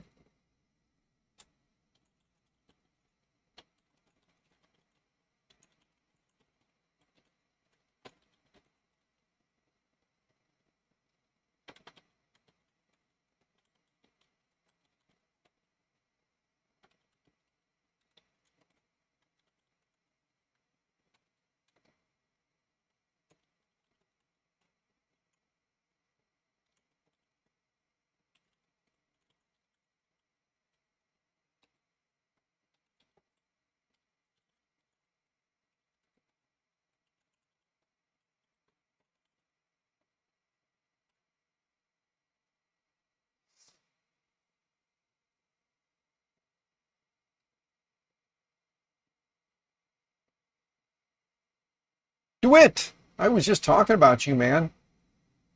I was talking about how you used me as the excuse with the misses so that you could stream.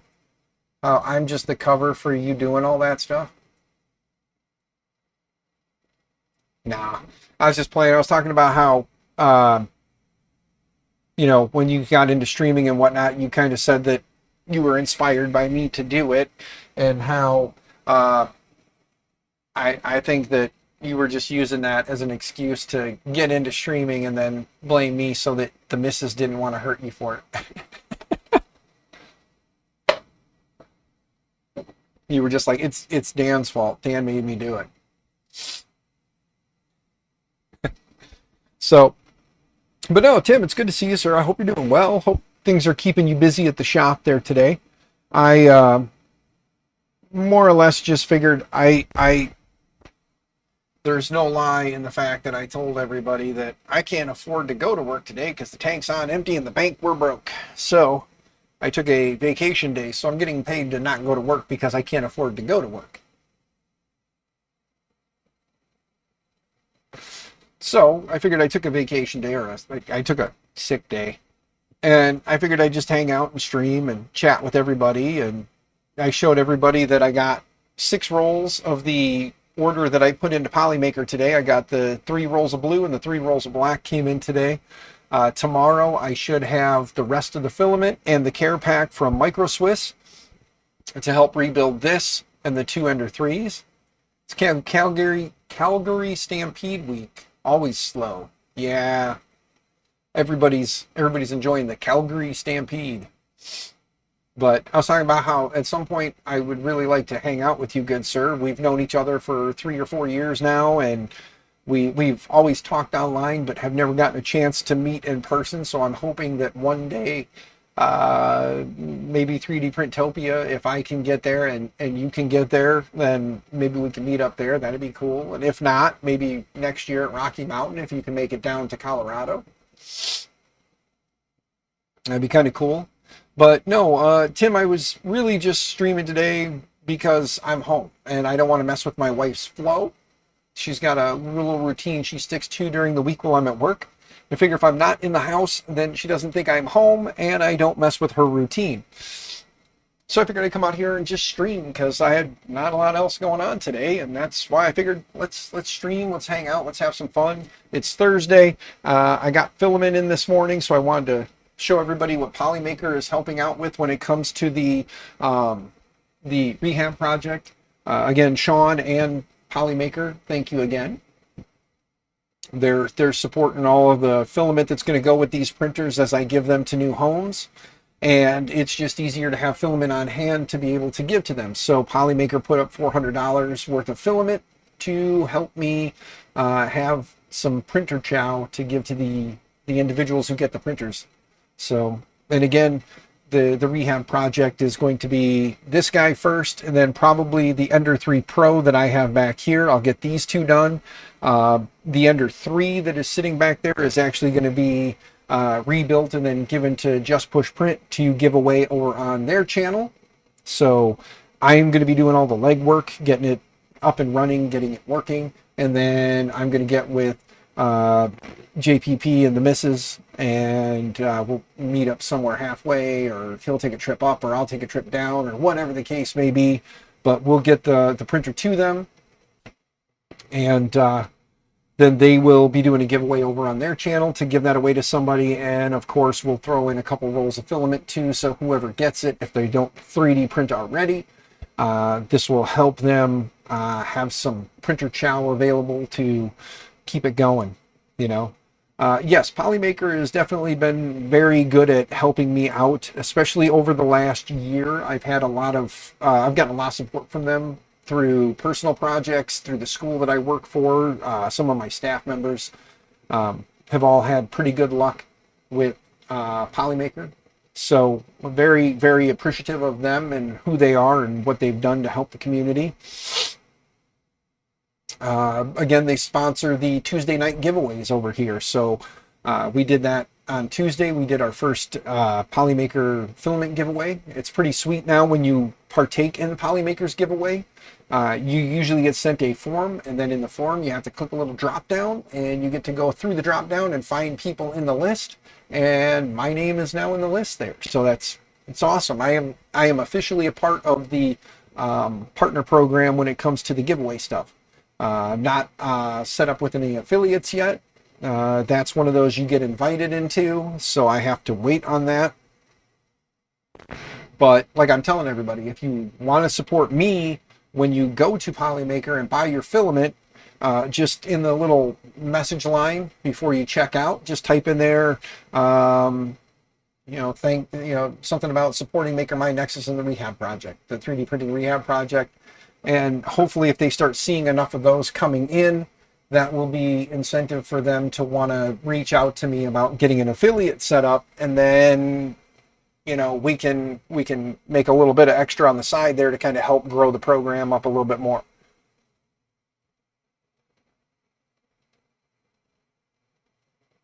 Yes, do it. But are you doing that with Polymaker, or are you just doing that yourself? I'm asking. I don't know. I'm sorry, I haven't been able to catch your streams lately because you stream a little later in the evening, and I'm usually in bed because I get up at 4 a.m. Well, between 4 and 5. Today I might have got up a little late because I might have slept in. And if that's the case, we need to get your name on the list. If they're sponsoring you, we got to get your name on the list, man. If you're sending out the form, yeah.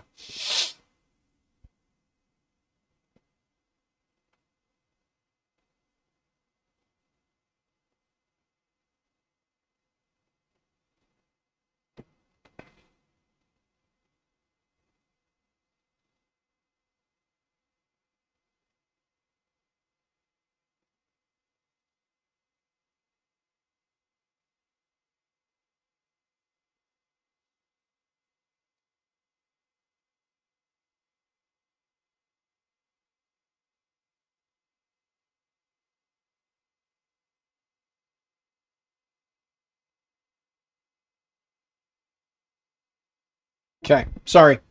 Keeping a little conversation going on the back end there. You are a partner, yes. Okay, cool. Then yeah, I would recommend maybe just reaching out to Sean and asking him kindly if he can get you added into the list, because yeah, it'd be nice to see your name in that list too. It'd be awesome. I wasn't even expecting them to want to. So back to what I was saying about in the beginning about asking companies and whatnot. Let's see here. We would love to meet up with the event someday for sure. I'm seriously hoping to attend an event in 25. Hopefully supported by. Yes, good sir. I really do hope so. I really do hope that we can get you stateside for one of the events. The two better events would be either Rocky Mountain or 3D Printopia, because they are indoor events. They're climate controlled.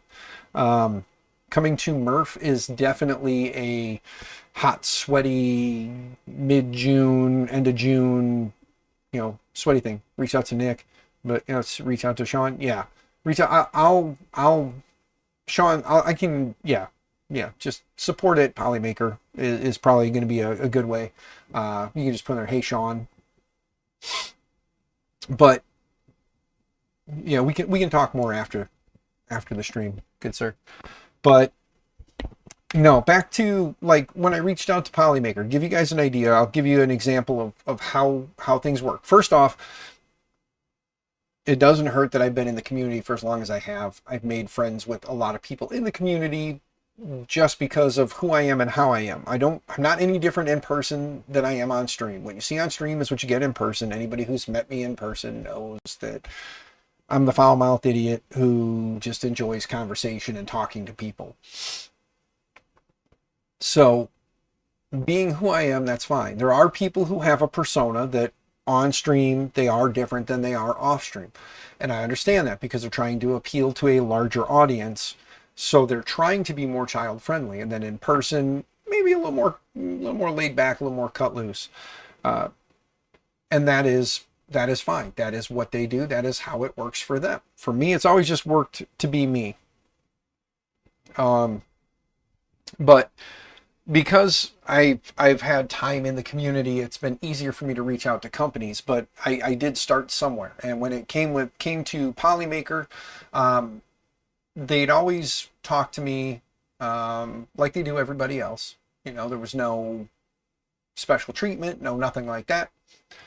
But I talked to Nicor at Murph this year.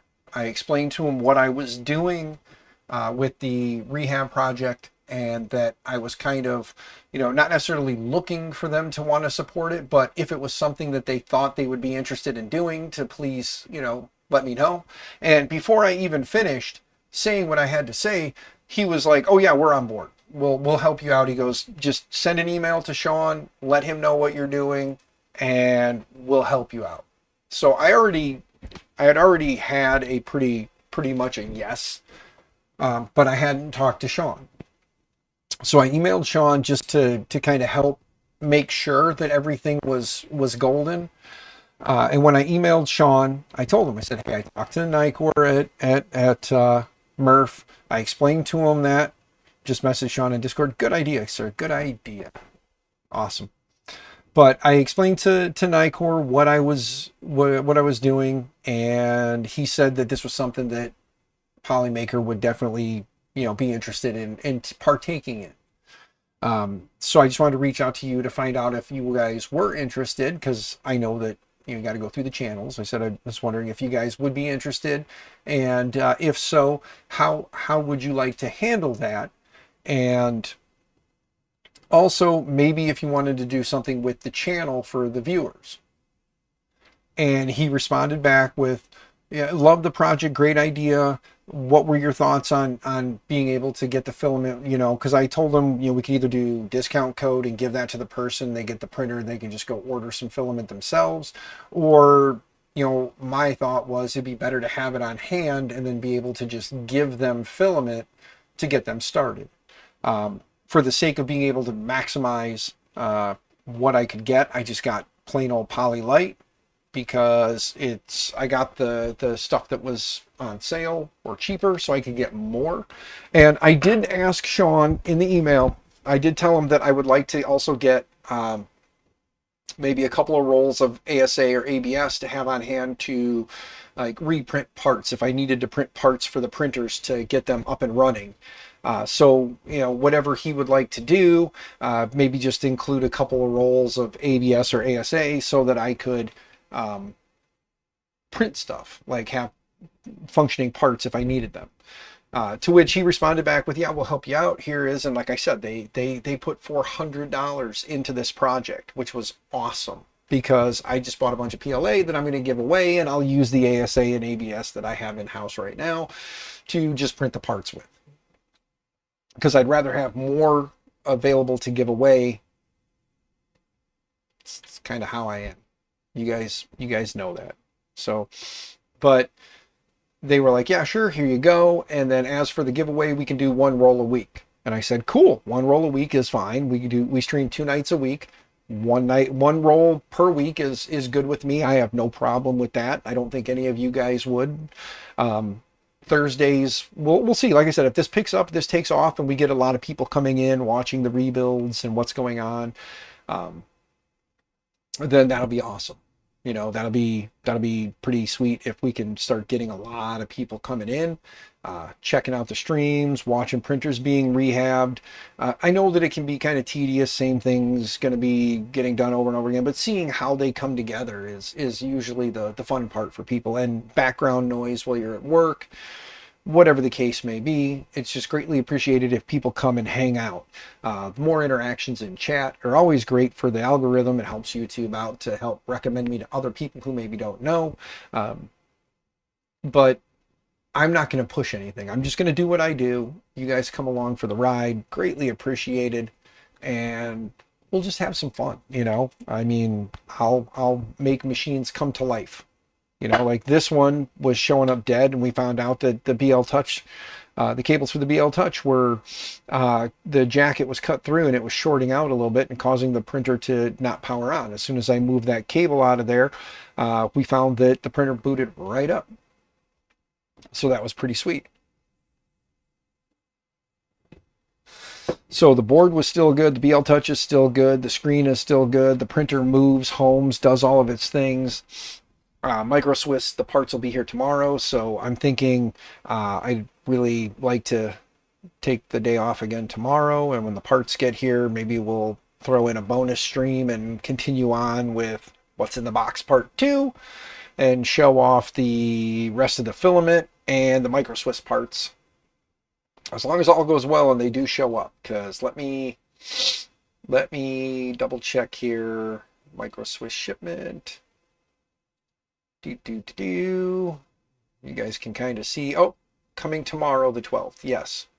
So those parts will be here tomorrow between 1:30 and 4:30, according to this.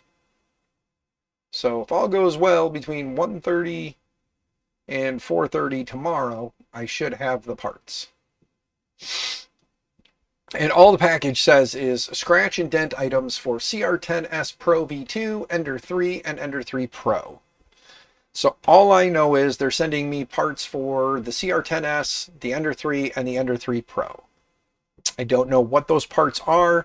I have no clue. So we will find out tomorrow together when I open the box. Thinking of changing the time or possibly day you do your live streams. I was kind of stuck on getting 20 to 30 viewers each day, but would like to see more. Bearded Bucket, how's it going, brother? Hope you're doing well, staying out of trouble, staying out of jail. DeWitt, I will tell you this much. You've got 20 to 30 loyal followers, viewers that come and check out your stream. Sometimes when you make a change, it doesn't help. So a suggestion I would make, this is just a suggestion, you can do with this as you please, is maybe consider adding in a stream for now to see how, see if you get different viewers coming in on a different day and see if the numbers fluctuate more on that day.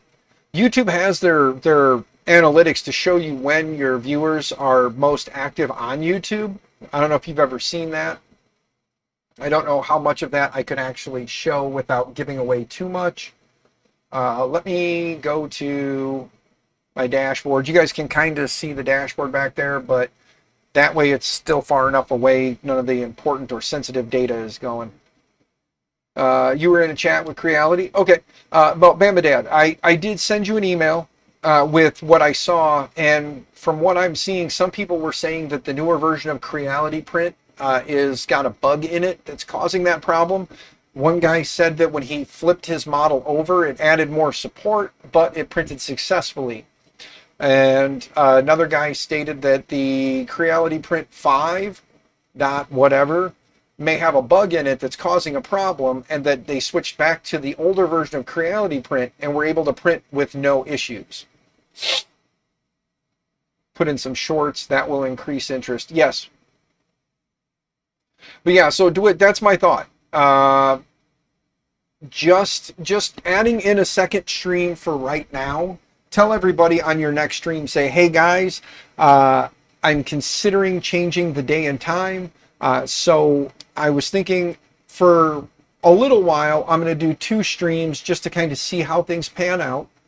We'll see which day gets me, the most. If you have 2 days in mind, the day you're currently doing, and then whatever the other day is, and keep it like that just for a little bit. Give yourself some time to see how the numbers go. If you start seeing more people are showing up on the new day versus the old day, then make that transition. And if not, and you're seeing maybe 15 or 20 people on this day, and you're seeing your 25 to 30 people on this day, then you know that making that transition and change is not going to work.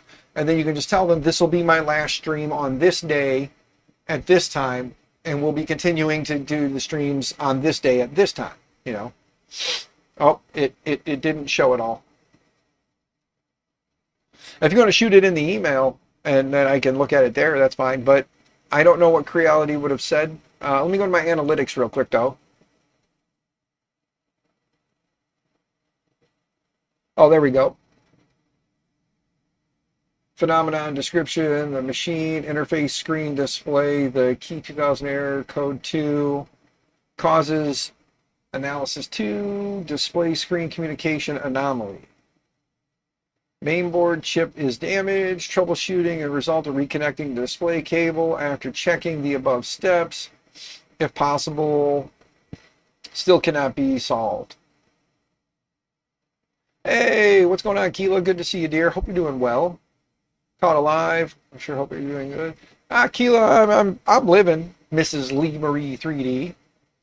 Did you notice you're a mod on my channel? Did you see that? Yeah, you're a mod on my channel, so you can kick some of these guys if they're being hooligans. Oh, by the way, for my mods, the usual rules apply, and for the new mods who don't know, here's the rules. If a troll comes into the channel and they're just trolling the channel, leave them be. We like to play with trolls. If they're coming in spamming, adult content, boot their ass. I don't care.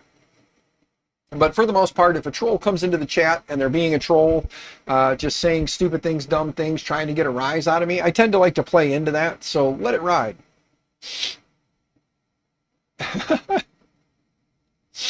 But yeah, trying to remember where the hell that little chart is in here that shows me where my audience, where my audience is most active. Trying to remember where that little chart is, but there's a little chart with numbers that show what times your audience is most active. Advanced mode. Traffic. Yeah, oh, this is on the wrong channel anyway, so let's go back. It's on the wrong channel. Let's exit out of that. Let's go to the right channel. There we go. Let's get on the right channel. No wonder it was all showing zeros or anything. Oh, by the way, guys, just so you know, I am up to 1182. 1,182 people watch my stuff, or at least subscribe to my channel. If you have alt counts and you want to help me get to that 1,200, greatly appreciated. Wouldn't argue. Don't want to cheat the system, but, It goes well with gravy. Yes, yes, Da Vinci. Yes, it does. We love them trolls. They come in, they help kind of, they're like a catfish in the group. They come in and they just like rattle everybody's cages, and we get to enjoy their stupid.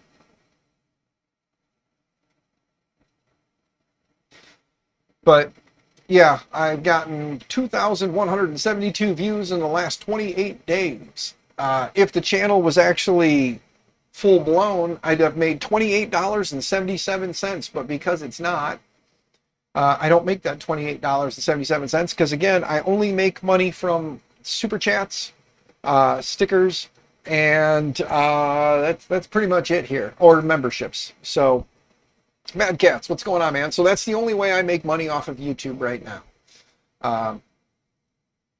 Let's go to content. Let's go to audience. Let's see here. Unique views. I've gotten a plus 27. In 28 days, I've gotten 28 or 27 subs. So I'm just shy of 1 sub a day for the last 28 days. How's Mad Cats doing? Boom. Memberships. Oh, no, that I guess that $28 is actual revenue. I've only had 2 clicks on my shop link, guys. You guys got to help me out here. Yeah, it is way easier to get monetized over on Twitch. I did stream on Twitch a lot for a while there, but for some reason, I feel as though YouTube was always a place I had fun, and I enjoyed it. Twitch was the place I went because it was easier to get affiliate and get monetized on Twitch. And once I went over there, a lot of people followed because they realized how easy it is to get monetized and make money over there. I'm not really good at convincing people to give me their money. So I didn't really make a lot on Twitch. Don't get me wrong. There was a couple of months on Twitch where I made $400 or $500, which was amazing to make that much money. But it usually took me 2 to 3 months to get the $50 payout on Twitch. On YouTube this last month, I will see a payout in the 1 month that I've actually pushed on YouTube. So that's awesome. And YouTube pays out at $100. So I'm appreciative of that. I'm grateful for that. In March is when I went more active. In June is when I would have seen my first payout. So I guess it took me 2 months to get there, but it was awesome. Bearded Bucket played a lot in that. So Bearded Bucket, thank you, good sir. Bearded Bucket gifted a lot of memberships. I had a buddy of mine, Sean, who did a $40 super chat, which was awesome. Bearded Bucket just became a member. So Bearded Bucket, you are finally a member of the channel. Thank you, good sir. You've given away like 10 memberships or 15 memberships, and you are now a member yourself. So thank you, good sir, for taking care of yourself on that. Twitch wasn't until Zombie and Pez. The ads on Twitch are insane. Yeah, that is the other thing that does kind of irritate me is how much eating spicy stuff helps you. Yes, yes. Eating spicy chips on stream does tend to help, or spicy foods does tend to help get people to want to do that. Disabled from January to June. Ooh, well, I'm glad you're here now, sir. I am glad you are here now.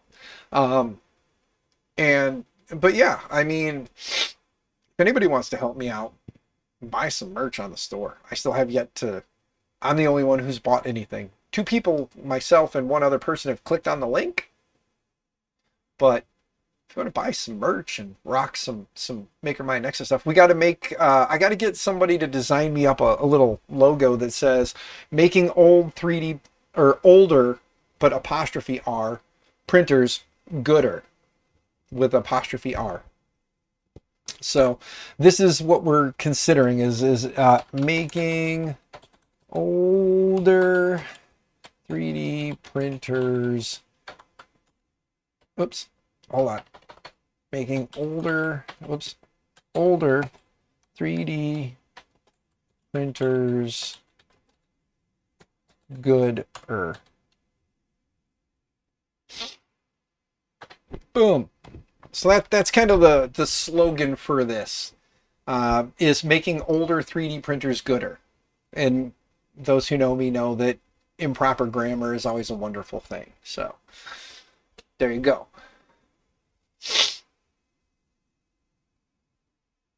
Yeah, and that's another thing is I like YouTube for the sense that like I'm gonna make less money on here, and it's probably gonna take me a lot longer to get anywhere, and I'm good with that. I'm fine with that. I just feel as though YouTube, the way they handle the VODs, is better because it's always there. Once the live stream is done, the VOD is always there, you know. I just got email update telling me the package will be delivered tomorrow. So I already knew that. So the MicroSwiss package will be here tomorrow.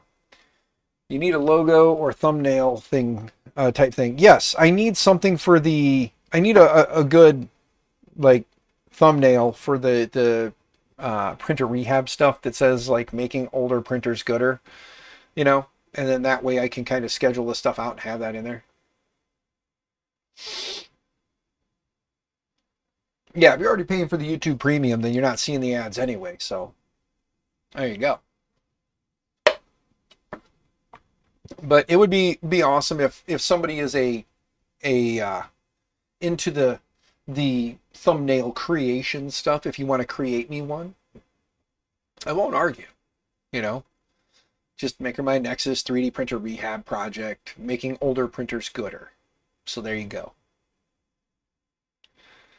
Yeah, and my thought is on here I can start doing that where I can find stupid stuff and like chopping it into shorts and pushing some shorts out there. So as we do things, if something dumb happens, like we release the magic smoke or whatever, we can chop that and make it a short and put that out there for people to see and link those back to the full videos, you know. Well, Mrs. Lee Marie 3D, you can have at it. I will share with you. Do me a favor. I don't know that. Yeah, we're on Facebook together. I will shoot you a link to the images and stuff, to the folder that I've got where all my logos and stuff are, so you can have access to that to have at it and do that. I won't complain. I was actually talking about the Lee Marie 3D channel earlier and how I won this from you guys.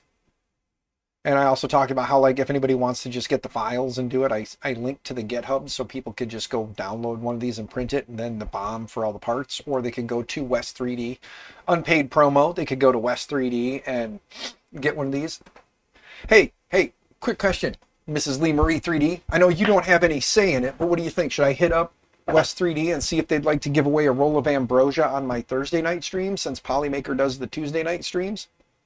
What do you think? You think it would be a great idea? Do you think I should hit them up and ask them if they'd be interested in sponsoring the Thursday night streams? Well, the Thursday/Friday night stream, because currently Polymaker has agreed. So for those who are just popping in, they are handy, Bearded Bucket. You are correct. But for those who are just kind of popping in and didn't know, I already talked to Polymaker. Polymaker is sponsoring filament for the giveaway print, or for the printers that I'll be rehabbing and giving away. I've got some of the filament here. The rest of it will be here tomorrow. So we have Polymaker filament to give to whoever gets the printers. So once I get done building it and then I find someone to give it to, we'll have some filament for them. So they'll have a printer and some filament to get them started. And Polymaker also said, hey, we're on board for doing a giveaway, one roll of filament on your stream per week. So we decided Tuesday nights would be the night for Polymaker's giveaway. And then I still stream Tuesdays and Thursdays as of right now. So I don't have a filament sponsor for Thursday nights. Maybe they would like to partake in the Thursdays,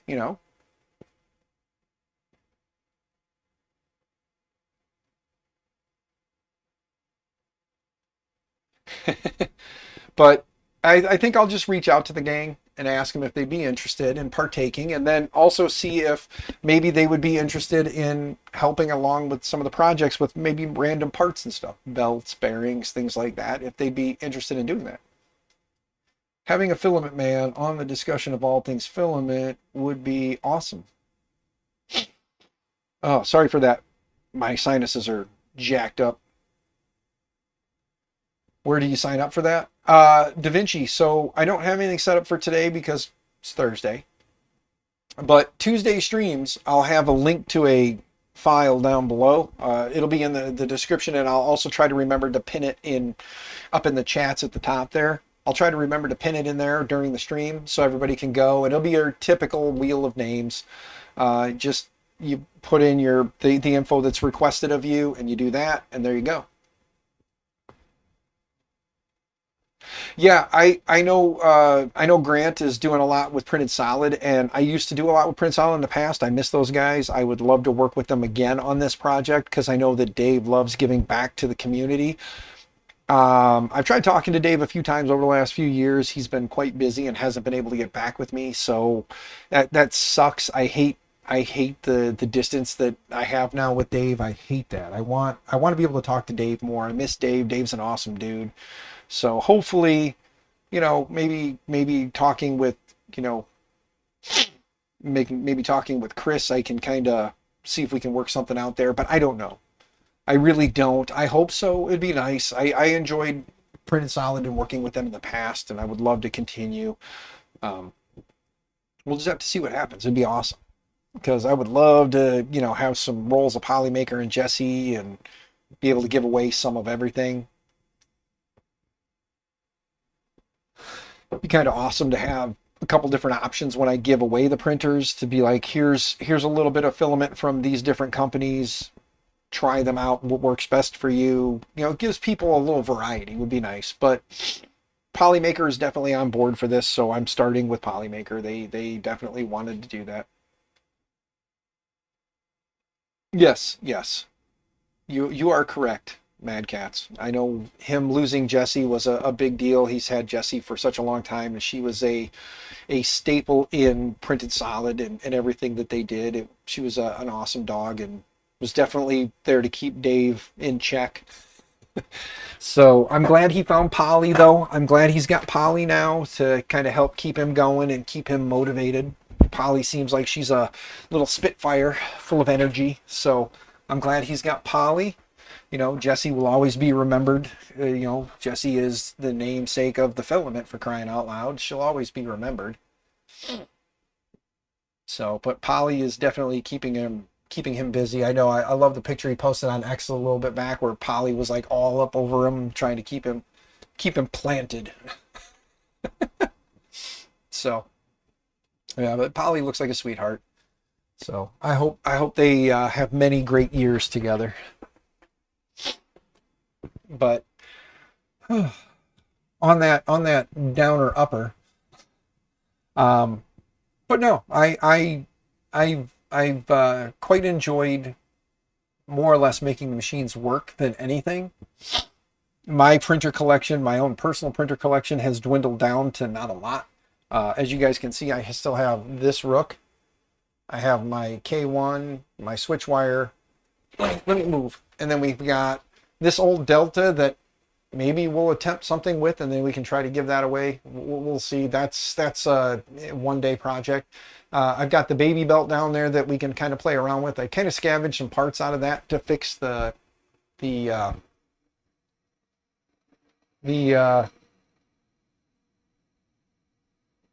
waiting for the polyfilament. Yeah. But then of course we got Joel there, thanks to Mr. Telling for helping me with that. We got the old Mini Bob, the Lulzbot Mini that I want to one day do a upgrade on that, put a new board in it, run Clipper on it, and reprint a lot of the old cracked parts that it has, and get this guy up and running, hopefully much quieter, you know.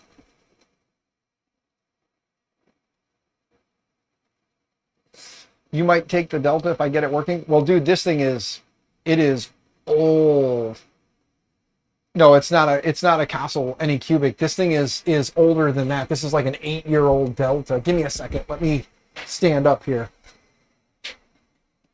There's no name on it, no branding, no nothing.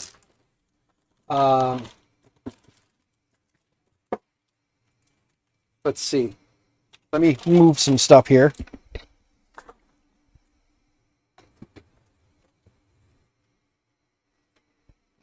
I mean, look at this thing.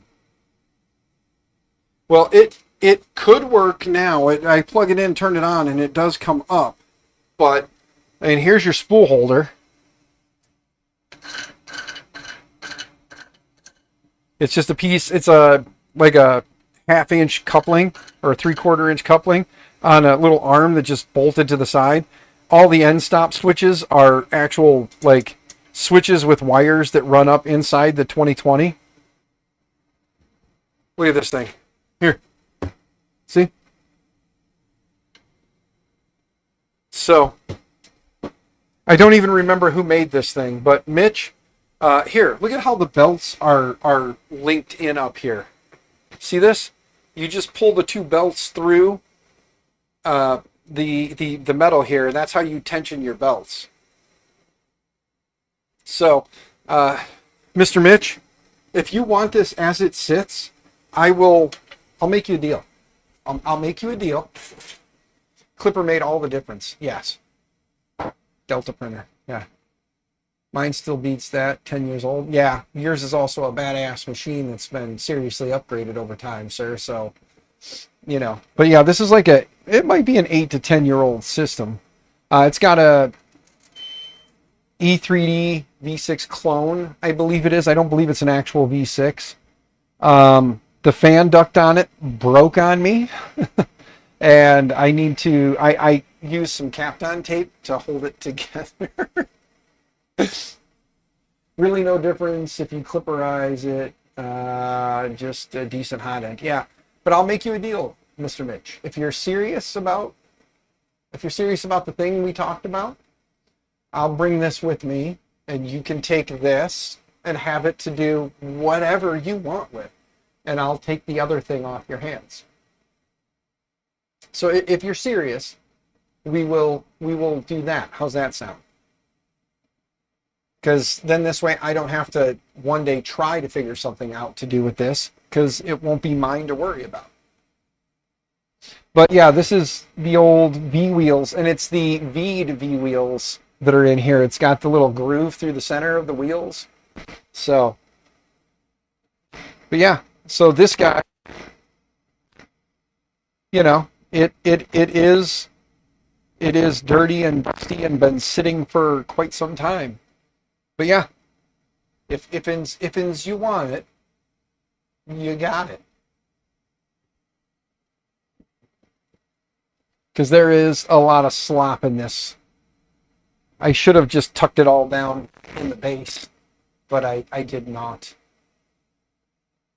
Don't have room right now, but if you get it working again and tuned, you'll drive up and take it. All right. Yeah, sounds like a plan. But yeah, because it's even got like the sloppy, like hot snot holding the rods here. Like it looks like hot snot all over them, or it might be epoxy. It's probably epoxy. And it uses Phillips head screws and wing nuts to hold these on. There's wing nuts on each one of these. I don't know if I can. There you go. You can kind of see them back here. So it's a Phillips head screw and a wing nut on each one of the joints there. All right, good sir. Yeah, like I said, I'll mess around with this. I don't even remember the power supply is under here. It's a pretty small power supply. It's only a 12-volt system, so it'd be kind of cool to upgrade it to a 24-volt system. Find a new bed for this, because it is a heated bed. Believe it or not, this is a heated bed. Yeah, yeah. So like I said, it is going to require a lot of attention. There we go. It's going to require a lot of attention to get this thing up and functioning well. So, but it is a metal frame, so there is that going for it. Oops, don't hit the bamboo. But yeah, my actual working printer collection is down to K1, switch wire, bamboo. Those are my working printers. I have 3 working printers at the moment. The Rook does work, but I'm getting this really bad ringing in the prints. Here. I'm getting this really bad Z banding or ringing in the prints. You guys can't see it on that camera. Let me go back to this one. There you go. I don't know if you guys will be able to see if it'll focus on it enough. There you go. See it in the light? See the reflection of the banding? It goes up at an angle. Like right there. There you go. See how bad that looks? Trying to find the right way to show it. There we go. Okay. Yeah, so right here. See how bad that banding is? That's what I'm getting on it now. And it's on the Z. And it's going up at an angle as it goes around. So, going to have to, instead of doing too much crazy, I'm going to work on the other Rook instead for right now. Get that up and running. And then we'll see about getting this guy rebuilt. But I want to build up my other frame. I like the other frame quite a bit more. You're in the process of upgrading your console to 24 volt. Resoldered the bed for 24 volts, so you don't have to buy a new bed. That'd be awesome. I'll have to look and see if that bed underneath, if it has the ability to do that. That'll be pretty sweet. Save me some time. I don't know. Because of how old it is, I don't know if that was even an option for it. But yeah, can usually convert to 24. Yeah, that's going to be the plan, is to upgrade it to a 24 volt system, obviously for the sake of, you know, faster heating and stuff like that. May have to even build like a little hat for the base to drop it down a little bit.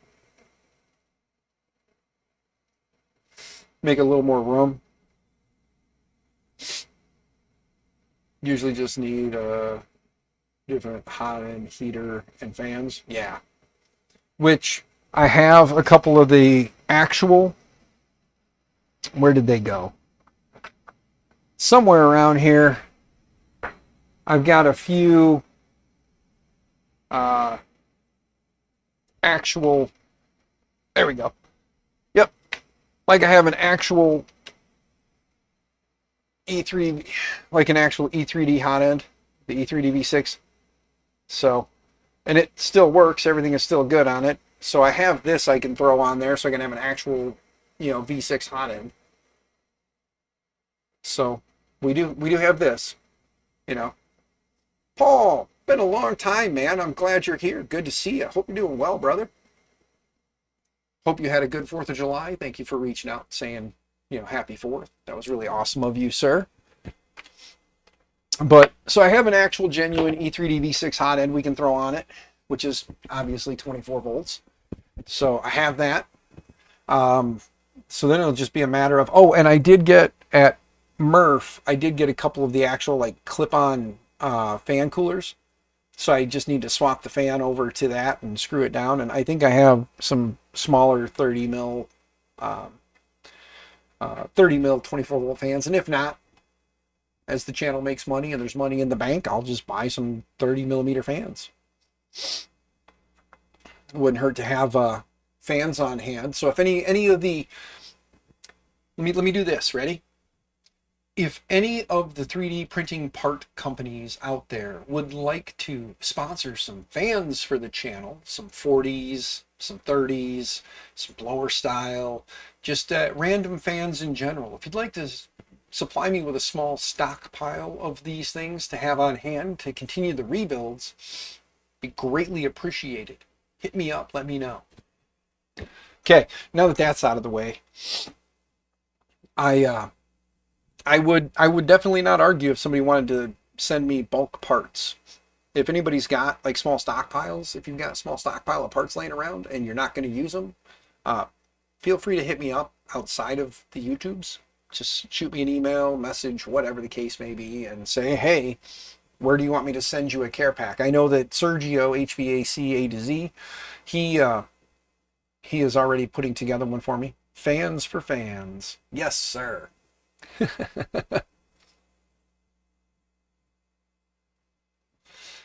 But no, so I know you guys keep hearing me say it. I keep beating the dead horse on it, but it is something I'm passionate about. This is like getting more people into 3D printing, um, and it's one of those things where as I think about it more and more, just the ways it can help people, and that's cool, you know.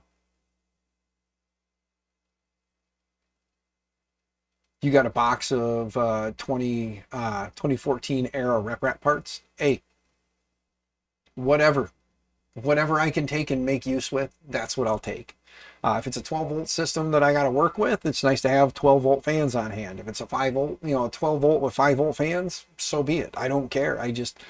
I would like to be able to build up a stockpile. My whole thought is at some point, if either I can get a really kind donation or I can get someone to want to do a paid sponsorship where there's a nice chunk of money for a long period of like advertising through the channel, and they want to send me a nice big chunk of money so that I can actually rebuild out my office area here in the garage, it would be greatly appreciated. I would love to be able to take what you guys see in here now and extend it all the way out to the front of my garage here, so I have like a good office space out front to do the streams from, and we can work on a printer and do that there. And then back here would be basically just a wall of part storage, where I can store printers that'll be getting rehabbed and rebuilt, and have that basically be the wall that I'm sitting on. And then this wall here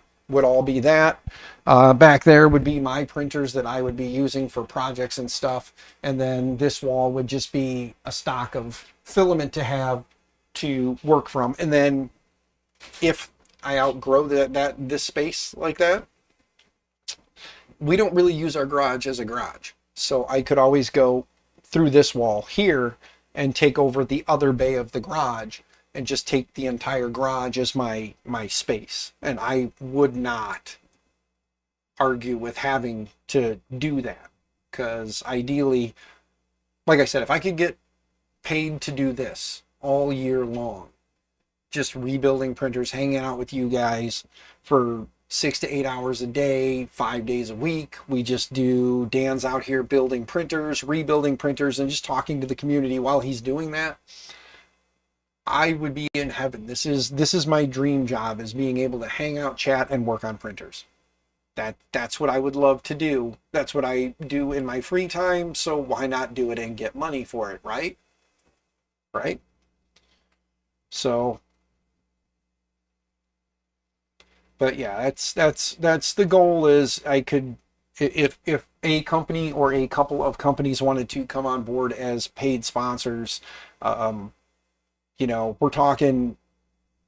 I mean, I'm just spitballing numbers right now, but if I could get 4 or 5 companies to come on board for 10 grand plus for a year of advertising through the channel, like sponsorship stuff, um, like 10 grand a piece, that would definitely help finish out the garage and give me more time to do this kind of stuff. Realistically, and this is just throwing it out there, but because ain't nobody going to do it, and I don't blame them for not. But if there was a way to make 100 grand a year doing this, 100 grand, that's a lot of money. That's a lot of damn money, especially for a guy who don't make 100 grand a year. If I could make 100 grand a year, that would cover me quitting my job and doing this full time, and that would be able to build out the entire garage in a way that I would be able to actually have the entire garage as a space. The wife has already told me the garage is mine, do with it as I please. So, cool part is my garage has an attic space, so I have plenty of space to store stuff. Downstairs could be the main work area, you know, and then have the upstairs for like just part storage and whatnot. So that would be ideal. It's not going to happen, at least not today, and that's fine. I don't think there's any company out there that's willing to take that kind of a risk. You know what I'm saying?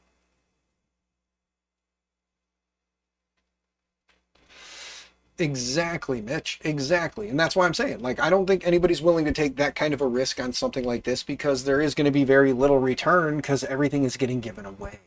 The only thing they're going to see is advertising. So, you're lucky to make more than 25 bucks an hour. I know.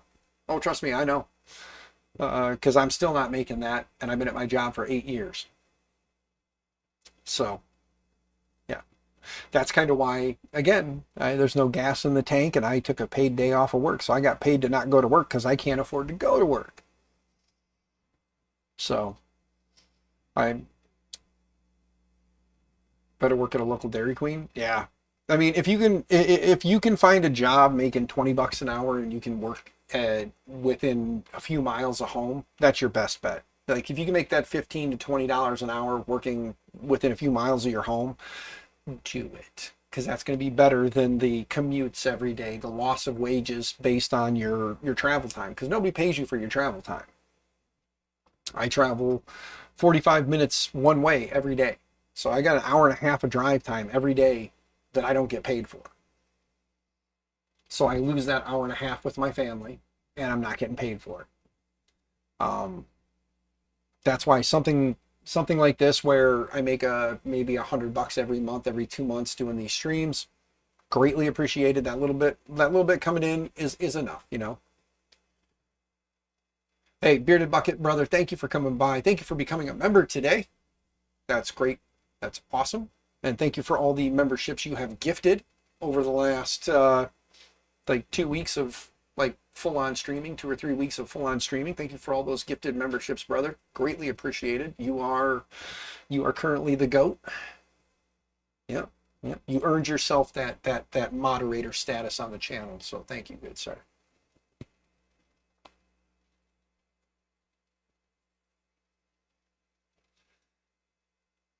Yeah, get yourself in shape. If you only live a mile or two, or like you only work a couple miles from home, well, yeah, ride a bike. Get yourself in shape and save you money there too.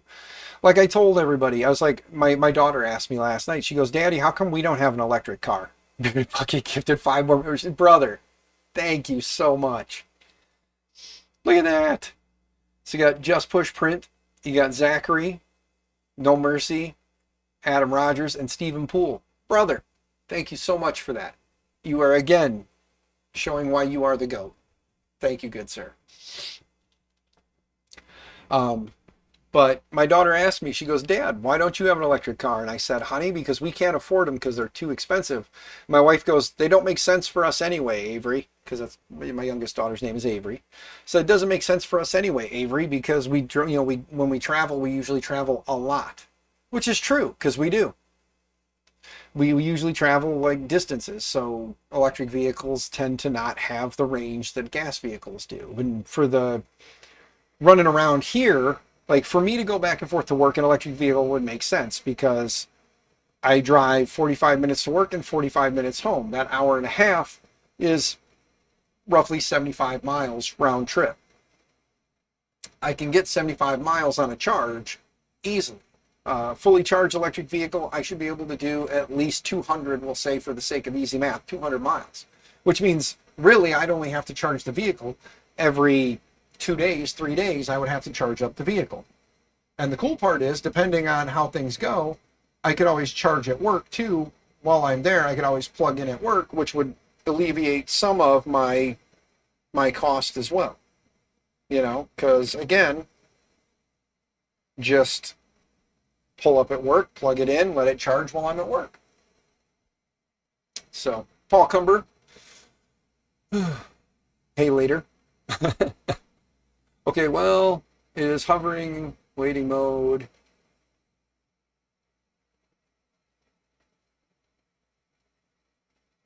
All right, Bama dude, you have a great, or Bama dad, you have a great day. Hopefully all goes well, and hopefully you get the issue resolved.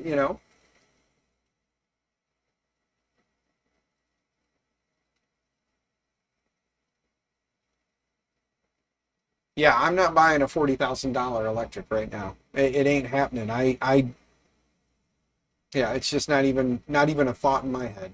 I can buy, my car again. I bought my car a year and a half ago for $500.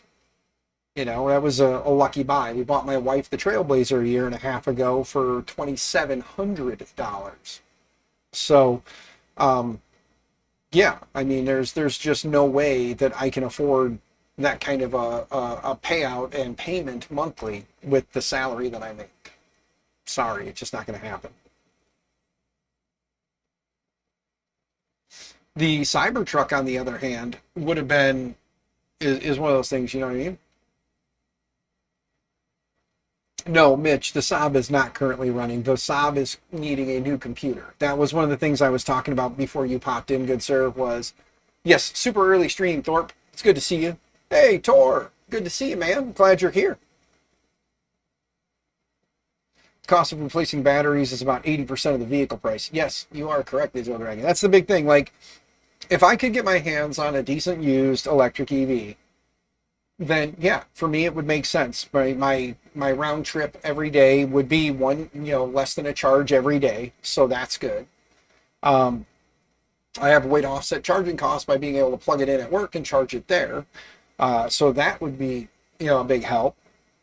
But realistically, yeah, I cannot afford that type of a payment right now. The government, and I'm not going into politics and all that stuff. I'm just going to say the government is giving all kinds of incentives for those who go EV. However, EVs are still not affordable for a lot of people, myself included. I can't afford that. Thorpe, yeah, I mean, 30 mile ride every day would definitely get me in shape. I'd have legs like nobody's business then. My legs and my glutes would look amazing. But yeah, I just it's not in the cards. But if it could be, it would be cost effective for the time being. But the battery is down to 30-mile range. Yeah, the Nissan Leaf with a 30-mile range would not work because I have a 32 to 33, depending on which route I go. And winters do kill the range, yeah. So an EV would be nice, but it's not in the cards. And that's what I told my daughter. I said, if we could get one, it would make sense for daddy for back and forth to work, but not for the regular road tripping that we do. Like, for instance, if I drive it to Colorado to Rocky Mountain, or I drive it out to East Coast for that 45 plus minutes it takes you to charge, that adds in. And when you're talking, you've got to charge 3, 4, 5 times, you're adding roughly 3, 4, 5 hours to your trip to charge your battery to get to your destination. So a normal road trip that would take, like going out to the Rocky Mountains was 14-hour drive. That would have added another maybe 3 to 4 hours to the trip. That would have made it almost an entire day, almost a 24-hour trip to get out there because we'd have to wait to charge. The nice part about waiting to charge is plug it in, take a nap. Driving a Leaf EV. Yeah, because the Leaf isn't the Leaf, I forget. Is the Leaf the full EV or is that a hybrid? Or do they have both? Because like a hybrid would make a little bit of sense because then you'd still have the gas engine to fall back on. So it wouldn't be so bad. I mean, even doing that would help as long as, you're getting decent mileage. You know. Flintstones car, just use your feet. Yep. And I know Nero's building his electric scooter from with printed parts. Yeah, it'd be cool to get in on that. My daughter actually has an electric scooter here. I was thinking about, she doesn't use it anymore. I was thinking about yanking the battery pack, the controller, and all that stuff out of it and then doing something similar. But I'm not a design guy, so I don't really do like design, like CAD work. But yeah. Yeah, buying a car for less than $5,000 without major issues is very hard to find anymore. But yeah, so like my car, back to the Saab. The Saab still has a bad computer. The computer that's in it is definitely bad. In order to fix my computer, I need to buy a used one off the internet. That's about $200. And then I need to get a Tech 2. The Tech 2 is another $400, or I would pay more than that at a dealership to have them program the computer for the car. So you're talking, I'm looking at in about $600 to $700 to get my car fixed. I don't have that right now. I don't have the $1,300 I have to pay for my homeowner's insurance, the $1,600 I have to pay my property taxes, or the $400 I need to come up with to pay the past due property tax on the side lot that was not covered but was supposed to be covered but didn't get covered and now has been sold off. The $80 turned into $400. So I don't have that money, guys. And if I ever do, I gotta put it straight into that stuff. So any money that comes in from the channel right now is helping to keep me in my house and keep things covered.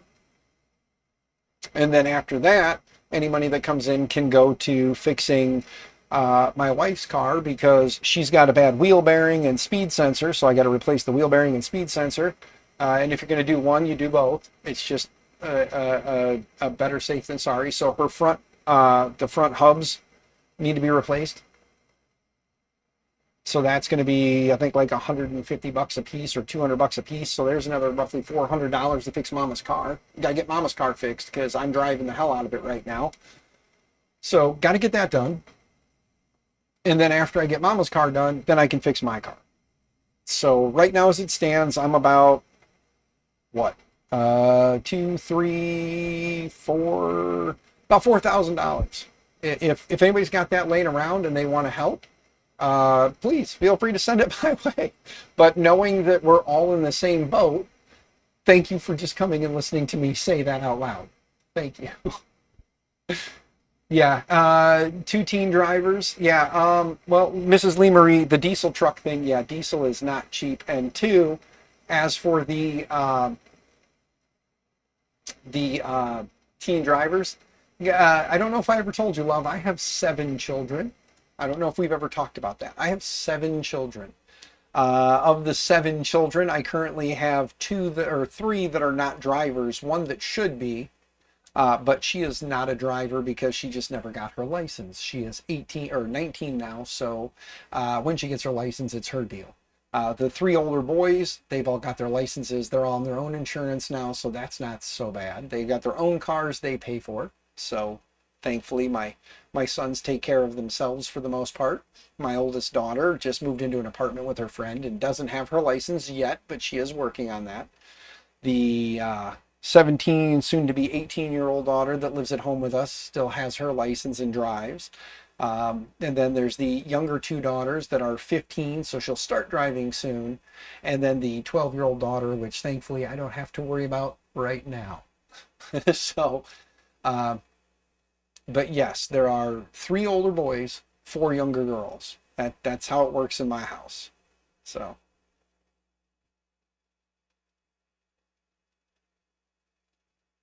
it's like finding 3 perfect size screws when you need 4. Yes, Da Vinci. Yes.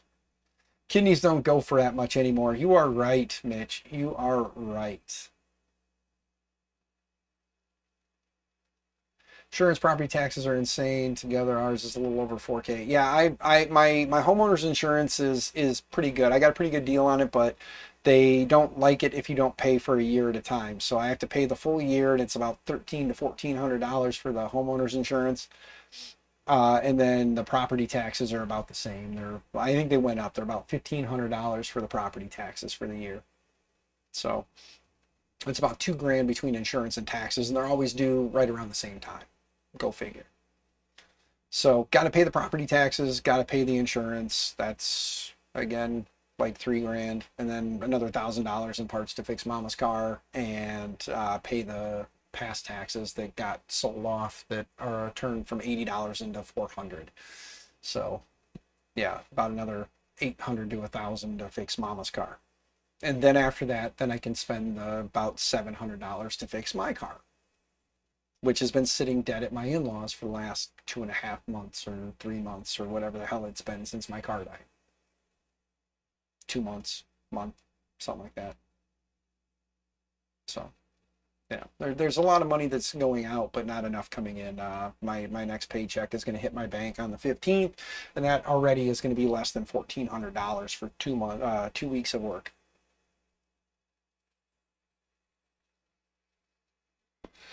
And of that, like I said, between putting gas in the tank and then paying on property taxes and everything else, and then pay the power bill. Shit, the power bill is like $1,000.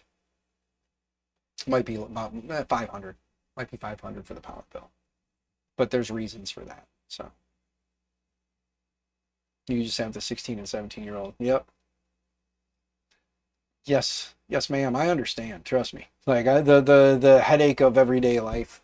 I feel everyone's pain with 7 kids, 3 dogs, 12, 11 cats, and the missus. I feel everyone's pain when it comes to the everyday. And being the only person with an income right now, it also hits hard.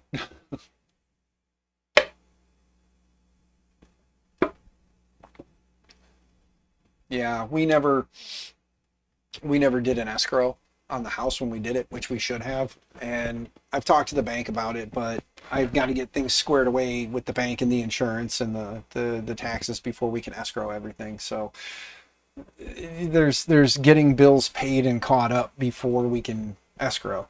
So, but like I said, when you're never ahead and you're always behind, it's hard to get caught up. So that's kind of what I've been working on, is trying to get caught up, but sadly it never happens. And like I said, with the channel, a lot of what I do, I'm more of a giving person, which hurts me. I should be like a lot of people. I should be chasing the almighty dollar and trying to figure out ways to maximize money when it comes in, and try to get more. But I like to give stuff away. Like I should be selling printers. I should be printing and selling stuff. I should be doing a lot of those things.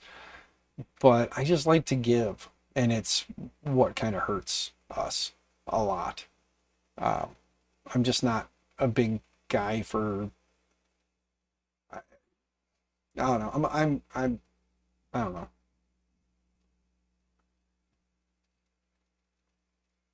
You're not too old. You're way younger than I am. So go back to school. Hell, I went to school my 20s, and was it 20s, and I was in my 20s, and I didn't even go to my 30s. I went back to college for a little bit and took some classes.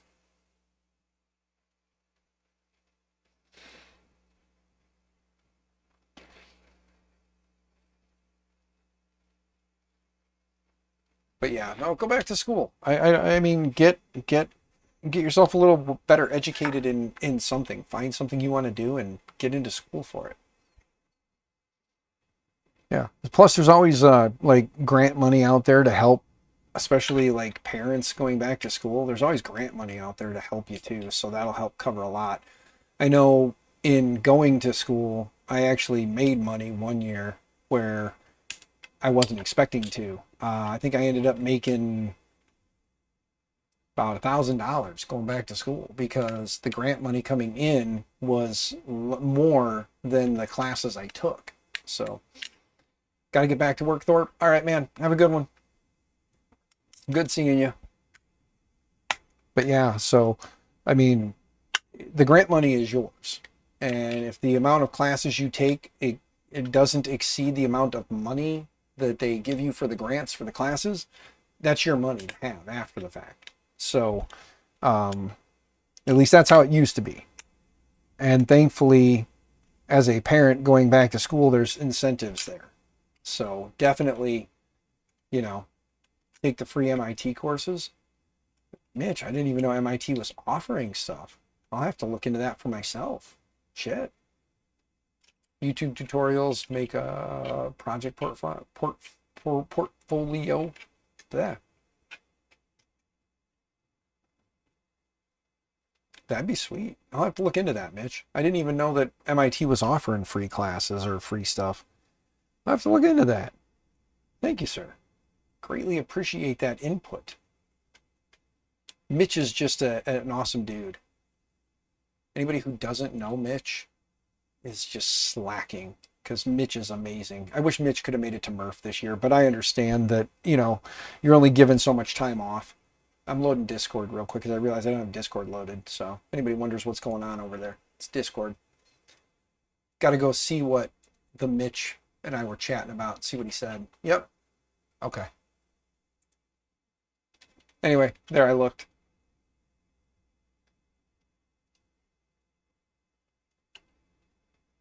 The more boring jobs like data analytics, the better. Yeah. So anyway, Miss Keela, you looked at it into that. I'm gonna look into that too, because if it's something I can do kind of in some spare time, be able to, you know, take classes from home, be awesome. Yeah, open sauce was amazing. I hear. I don't know. I didn't get a chance to go. I did want to go because I did want to see the Save It for Parts guy. I really did. I wanted to meet up with him. The Save It for Parts YouTube channel that I was talking about earlier. If anybody was here, I know he was there, and it would have been awesome to meet up with him.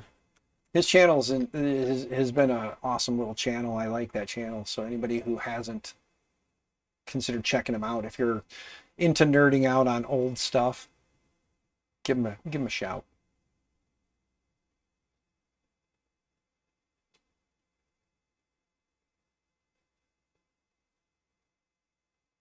Yeah, yeah. Property managers, like managing properties, sucks. Yeah, the more boring, the more pay. Exactly, because they got to try and keep people to do the tedious, boring jobs, you know. So, let's see. It is currently 12:22 p.m. my time, lunchtime, you know. So I'm thinking, do we keep streaming, or do we maybe fire up another stream later today, around the 5 o'clock time? What do you guys think? Should I keep going? You guys having fun? You guys want to hang out? I currently, like I said, I don't have a lot going on today. I'm more or less trying not to mess with my wife's routine when I'm normally at work. But again, couldn't afford to go to work, so I had to take a day off and get paid to stay home from work because the tank's on empty and I don't get paid for a while, so I'm probably going to be off again tomorrow too. Because can't afford to go in, but I got the paid time off, so might as well do it, right? In case I didn't tell you guys, I've got over a month of paid time off from work available to me. 24-hour stream? Mitch, you really want to watch me for 24 hours? That's insane. Why would anybody want to watch me for 24 hours, especially if all I've been doing is sitting and talking and I haven't really done anything except show you the Delta printer? I got to wait for those parts to come in and then we'll start back on the rehab project. So like I said, tomorrow, whenever the parts get here, we'll start working on that again because we'll see what Micro Swiss sent. We'll get the rest of the Polymaker filament and then we'll swap out that hot end Because I'm sure they're sending me a hot end for the CR10. I'm sure that'll be in there. I just don't know what it's going to be. Paul, you're back. Good to see you, sir. I'm glad you're back. So I don't know what hot end they're sending for the CR10. Let me go to Micro Swiss's site and see what I think might be in there. Because again, like I said, the email, like the description of what's being sent is vague. It just says scratch and dent CR10 Ender 3 Pro. That's all it says. Micro Swiss.com. Okay, here let's speculate together. Not that camera, that camera. There we go. Let's speculate together what we think they might be sending. Let's go to hot ends because I'm sure it's probably some hot ends. And again, we've got the CR10, CR10S, CR20, Ender 3. So would they be sending me one of their all-metal hot ends? Do we think that maybe an all-metal hot end? This is for the CR10. This is for the Pro. So here's the Pro. Let's take a look. Do we think they're sending me this? Well, thank you, Paul. Thank you, good sir. Do we think they're sending me one of these? One of their all-metal CR10S Pro hot ends? Had to step away from work, but back listening. Thank you, DeWitt. Good to see you, sir. We're speculating as to what Micro Swiss might be sending me tomorrow in tomorrow's care pack for the rehab printers. They said they were sending me a CR10S Pro, Ender 3, and Ender 3 Pro scratch and dent items. That's what they said. So we're currently speculating because I don't know what's in the package. So we're going to kind of play the speculation game. What could they be sending? Is it this? So for the CR10S Pro, this is their hot end, their all-metal hot end. Do we think they're sending me that? Let's go back and see what other. Let's do this in the search. Let's type in CR10S Pro, and let's just see what CR10S Pro items they have. We've got some nozzles. We've got the hot end. Obviously, they've got their heater blocks, and they got their. This is Flowtech stuff, so this wouldn't necessarily work. CR10 SE, that wouldn't work because it's not a CR10 SE. Could they be sending me a direct drive kit? Could it be a direct drive kit? I don't know. Would that be cool if they were sending a direct drive kit, right? We could convert it over to a direct drive. That'd be pretty sweet. And this is just the kit without the hot end. So if they sent the direct drive kit and a hot end, that would be awesome because then we could do a full upgrade. You know? So that very well could be the thing. Here's their Micro Swiss Bowden gear drive. Maybe they're sending me one of those, and then we've got the Micro Swiss gear Bowden setup. But yeah, so we could very well be getting just a hot end.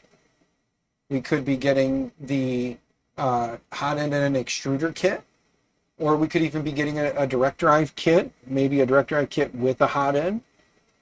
You know, we don't necessarily know. They didn't say. Let's take a look at their Ender 3. Ender 3. And let's just see what we've got for the Ender 3. It could be, you know, an all-metal hot end, obviously. Maybe they're sending the next G. Or the NG, you know. Maybe it's an NG kit. You know, could be an NG. Maybe it's the older direct drive kit, you know. Could be an older direct drive kit. Maybe it's the NG direct drive, like a full NG direct drive kits. That could be cool. You know.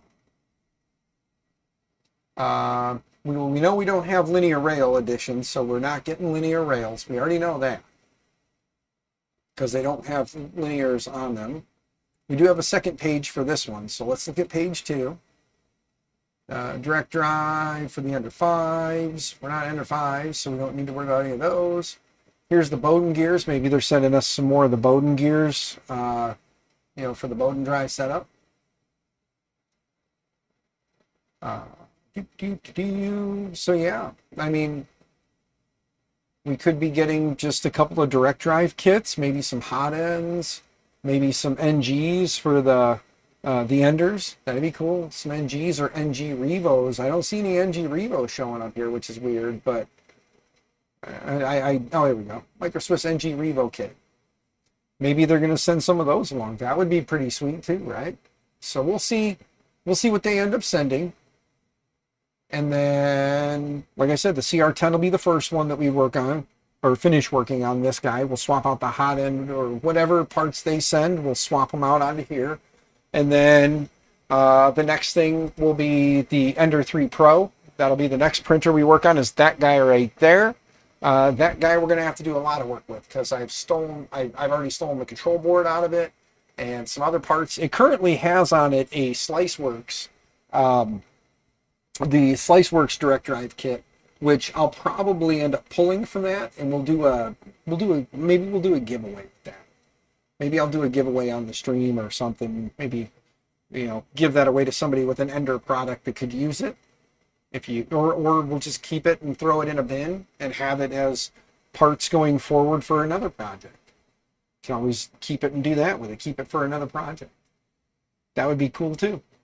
But since Micro Swiss is going to sponsor some of this stuff, we're going to definitely get their products on the boards and get them out of there,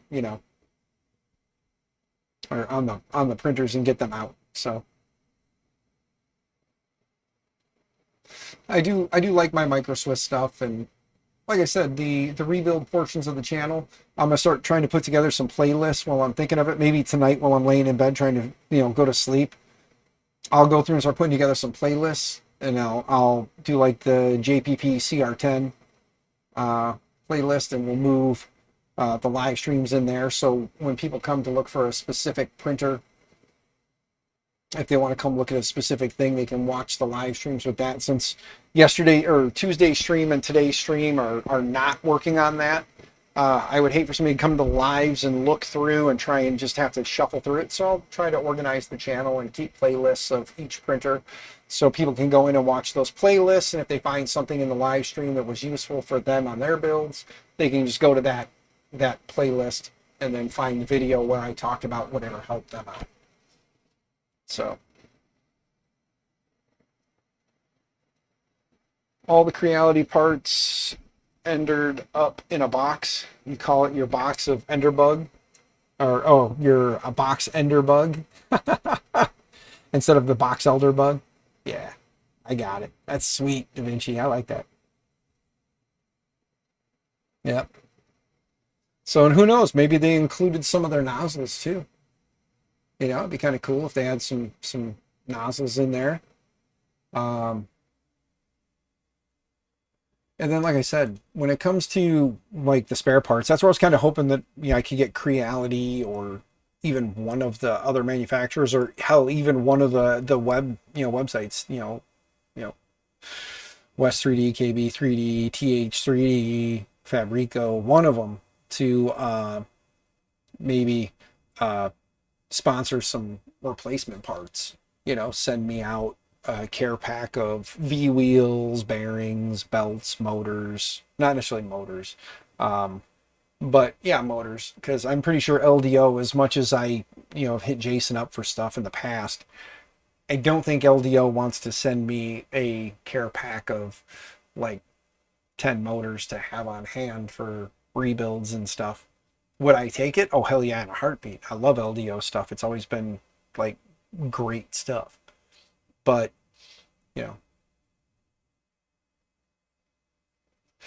yeah, so right now, though, on the channel, Tuesdays are the only giveaway stream, and that's thanks to Polymaker. I'll reach out to a couple of other manufacturers and resales and see if I can get them to sponsor anything for giveaway, but realistically my goal is to get them to help sponsor the parts. That's going to be the big one. And if they want to do paid sponsorships, I've never had an official paid sponsor on the channel, but would not be against doing that, because any income that comes in right now helps the family. Helps me, helps my family, and will help going forward. So I definitely would not steer away from it, but again, it's one of those, they have the right to choose me. I have the right to make sure it's a good fit. I don't want to just take something to take something. I want to make sure that we're going to be able to benefit each other, you know. It's Thursday, buddy.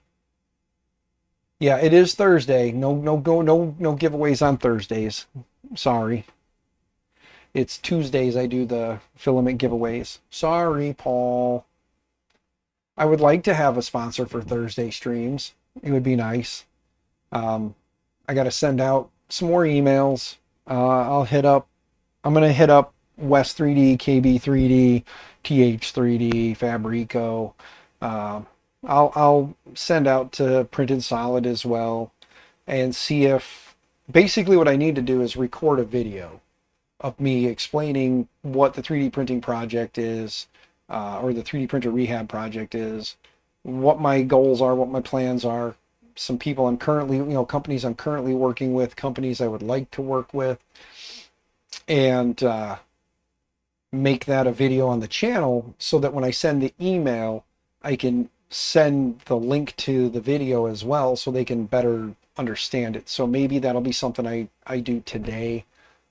Maybe after I end the stream, I can fire up my my good old software here and just look into the webcam and explain who I am, why I'm doing what I'm doing, and if any companies or individuals would like to send out products to me to help with the project, whether it be old beat up printers that just don't work, hardware for the printers, whether it be control boards, ball bearings, belts, that kind of stuff. Basically any of the parts that would need to be, any of the parts they have that could be used to rebuild printers of any make and model. So I'm talking about it. Hopefully I remember and I do it tonight so that way I can have that.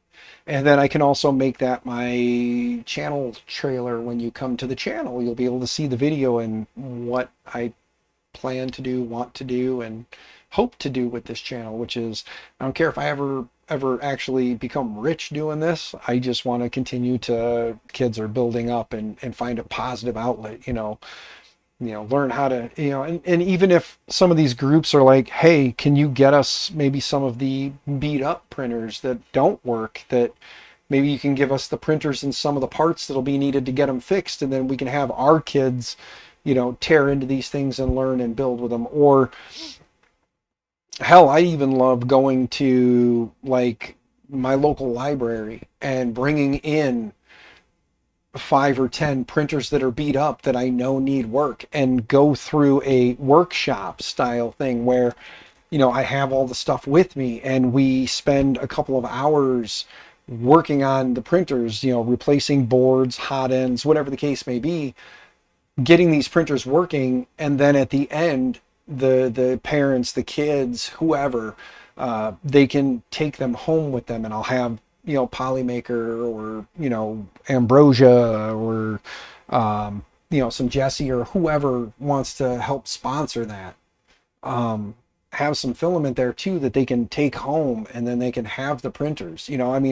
These are just things that I think about, like what I would like to do, where I would like to go. Sadly, that kind of stuff means I can't, it's going to be harder to do with a 9-to-5. So once this is a self-sustaining thing where I'm clearing $4,000 to $5,000 a month between the channel, if you guys start buying merch, you feel free. The shop link is down there, or shop.makermynexus.com. You can do that too. But once I clear like a $4,000 to $5,000 a month, once I'm over the $4,000 a month mark, I can quit my job and do that more. And then I can talk to libraries and schools and other public entities about getting space so that we can do that kind of stuff. And I would love, love, love to have to get a box truck to load up to go places and, set up these kinds of things where here's a bunch of like Ender 3s that I got off of a open box returns from Amazon. I bought a pallet of them, and then we bring them in and open them up, and they can assemble the printers, and we can find what's broken and how to fix it. So not only are they understanding how the machines work, how to put the machines together, but also how to kind of troubleshoot and diagnose some of the issues. And I would love to have like a day event like that where you come out, we spend 6 hours. Hell, 6 hours would be awesome. So it gives me like an hour to get there and get set up, 6 hours working with the public, another hour to break down and come home. That's an 8-hour workday. And I would love to do that kind of stuff. And just, hey people, this is how a printer works. This is what you do to make the printer work. Granted, tell them you need to have like a Windows, Mac, or a Linux computer to run the slicing software, but I can always have, bring my laptop with me and we can get these things set up and running. And when we're all said and done, we can have like my Dapper Dan Duck file is my test print for everybody, and slice it for their printer, give it to them. They put on the SD card, go over, load their filament and print it. And at the end, they have a working printer and a cool little Dapper Dan Duck. See, cool little Dapper Dan Duck that they can have to see that their printer works, and then they can learn how to do the slicer side too. It'd be great. So being able to do that and give people lots of printers at once would be awesome. It's all just an idea right now. My salary would have to cover my cost of living. And if I could do that through this, it would be awesome. Back, ton of patients can. That's an epic print. Yeah, the Dapper Dan Duck was designed by Bob and his wife at Built Over Bot on Thangs. So if you go look up Built Over Bot on Thangs and you become a member, you can get that file. But it's an awesome little print, and it'd be a cool little thing. It's a cool little test print because it's a print in place print. The legs print. It prints sitting like this, and then when you're done, the legs come down, and then he stands. And everybody's like, "Oh, I have problems making him stand." He doesn't have an issue standing. You just got to get him tilted just right. He's got to lean a little forward because he's a little butt heavy. But see, he stands. See? But it's the Dapper Dan Duck. He's the Dapper Dan Duck because he's a dapper gentleman. He's got a top hat on, see? So the Dapper Dan Duck was an idea because Built Over Bot and his wife designed the duck originally with no top hat. My daughter and her volleyball team liked him. Oh, can you make a little top hat for him? So I found a top hat and I printed those, and we were just setting them on top of his head, but they weren't permanent. So Bob decided, hey, we can make that. So they designed him with a little top hat. And then for Tech Jeeper, they made the princess duck with a little tiara or a little crown on her head. So now they have the Dapper Dan with his top hat, and then the Tech Jeeper princess duck with her little tiara. So you got like a little family.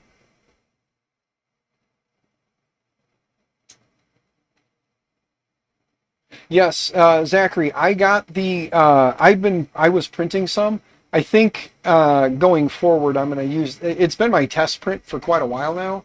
And I did get the okay from Bob to print and sell them. I told him that once I sold a couple, I would become a member of his Patreon. So, thank you, Bearded Bucket, for the membership. Yeah, Zachary, that was awesome. Just before he left, he gifted 5 more. It seems like every time he comes in, he gifts at least 5. So that's awesome, and I appreciate him for that. It definitely helps out because it helps the numbers. So I'm not going to complain one bit. Nope. And if anybody wants to become a member, again, click the little members link or membership link down below. It's like $2.99, $3.99, or if you're completely insane, $24.99. I made a big one because I figured if somebody wants to give me $25 a month, I won't argue. But yeah, the Dapper Dan Ducks, I printed a bunch of the Fennec Foxes at Murph because that was the file I had loaded because my daughter had asked. So I had that file loaded on the printers, so I just printed those. But the Dapper Dans are a good duck. I definitely think everybody should go become a member and get the file, even if you just become a member for 1 month to get the file. You can get the Dapper Dan and the Princess and the Tech Jeeper Princess duck, and print both of them.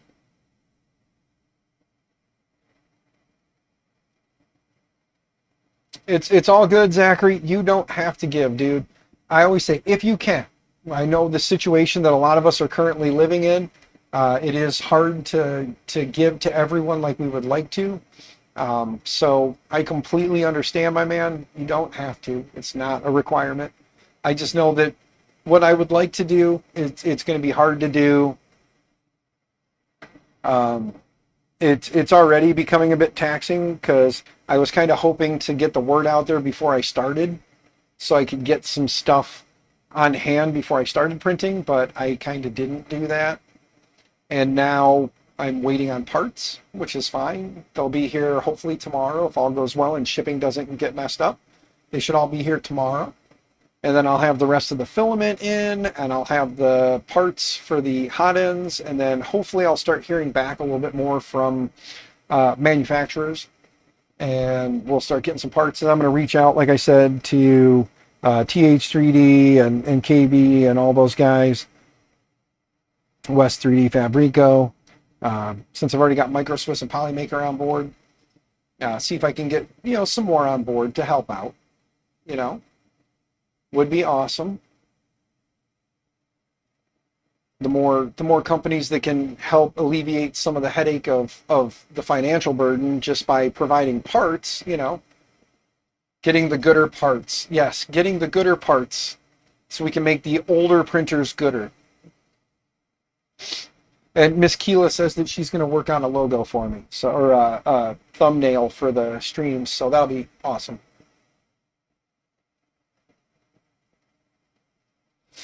But we'll see what happens. It's a passion for me, getting more people into 3D printing, and I want to help those less fortunate because I got a lot of help. I've never had a lot of money, so I've never been able to get a lot of things. For instance, again, if it wasn't for LDO doing the giveaway, I wouldn't have got that. If it wasn't for me making a trade, I wouldn't have gotten that one or the original one. So thankfully I had something that was of value to someone else that I was able to trade straight up for that. Again, JPP provided this for the giveaway. That's JPP's. That was given to me by a member of the community. That was a gift certificate from Joel that expired in a very short time frame. So the window of time was very small. So it was like, do something with it. So I bought the only thing I could afford with the gift certificate. The baby belt was a gift from Rob Mink, Mr. 3D Princeps himself. There's an ANET A8 Plus back here that I'm going to rebuild as well, and then I'll give that one away. So I guess technically I've got 3 printers for the 3D printer rehab project. 1 printer I am rebuilding for Just Push Print for his channel. For a giveaway. It's a little bit of a collab between us where I'm going to do the printer rehab, rebuild it, make it an awesome machine. He wants me to put Clipper on it, so we'll get Clipper installed on there, and then he is going to be giving that away on his channel. And then this is his Mercury 1 that's been having some problems that he asked if I would be willing to rebuild and I could use it to make content. So that's what we're going to do. We're going to rebuild the Mercury 1. I reprinted a bunch of the parts. I've got one part that gave me a headache that I need to reprint again. So we're going to reprint it again and see if we can get it right. So, you've been wanting to try out the Steam programs using the VR, seeing you helping out inspired me more. Well, thank you, Zachary. I'm glad. I'm so glad. He just made his poker chip a few days ago. Nice. That's awesome, good sir. I know you made the one for me, so thank you for that. I tried scanning the QR code from the picture, but it just didn't work. But 'tis to be expected when you have a 3D printed object, which is a little rough to begin with, and then you try to send a photo. It gets a little harder to do. But thank you, good sir. greatly appreciate that. So yeah, the overall hope of this is I'm going to do it anyway. It may take me longer to get printers done if I have to pay for it out of pocket, because it takes me forever to do anything when it comes to actually putting up the financial side. But this is something that I've really, really I've been doing it unknowingly for so long, you know, again. Okay. Well, thank you, good sir. I'll get you, I'll shoot you a message with the address info. And then that way you can see how far away I am from you, so you know roughly how long it will take to get back and forth to one another if we decide to collab or do some things. Or when I come pick you up to go to 3D Printopia, fingers crossed that works out.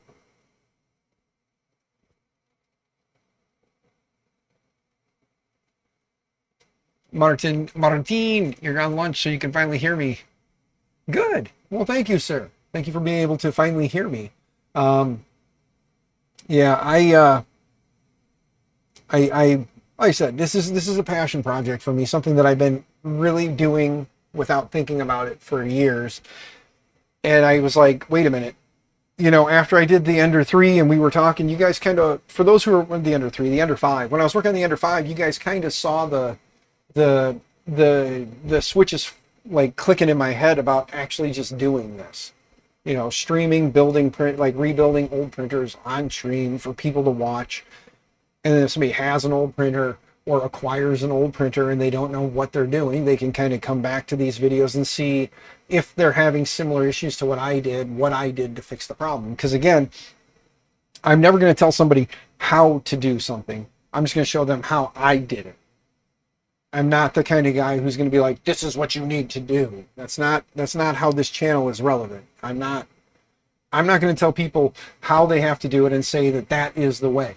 But I'll show you the way I did it and how it worked for me. And if it works for you too, awesome. But I can't guarantee that what worked for me will work for you. Because I'm never going to be the end all be all, this is how you do this. But this is how I did it and it worked. But I'm hoping that the videos can help others who are having problems, that are trying to fix a problem. And I'm hoping that maybe those who get the printers will want to know the process it took to get their printer to them, like how it came in, where it came in from, like who gave the printer. So that's my ultimate hope is making sure that I know where the printers come from, so I can tell people, I can first off recognize those that gave to the project. I mean, recognition for what you do is always a good thing. Coming from the guy who hates being recognized for his good doings, the perfect example is David. David, man. David, I gave the Flashforge Creator 3 Pro. Printer I easily could have sold for $1,000. It's an IDEX printer.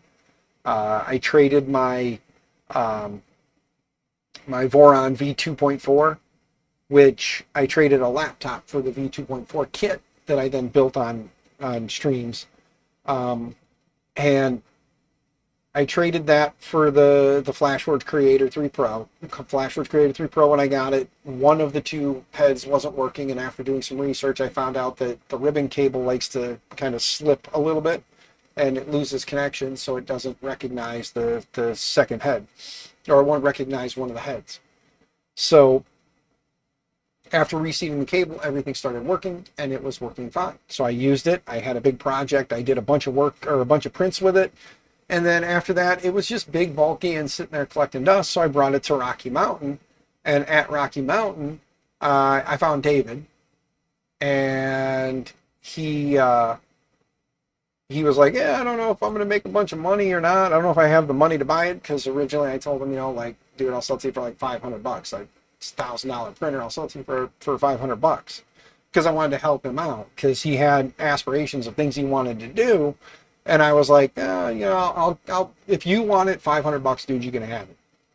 And he's like, well, let me see how it goes. Well, after sleeping on it I decided that I just wanted to help the dude out. I didn't even care. The money would have been nice. The money would have helped immensely, but I just wanted to help the dude out. So I went over to his table, and he wasn't there at the time, but his daughter was.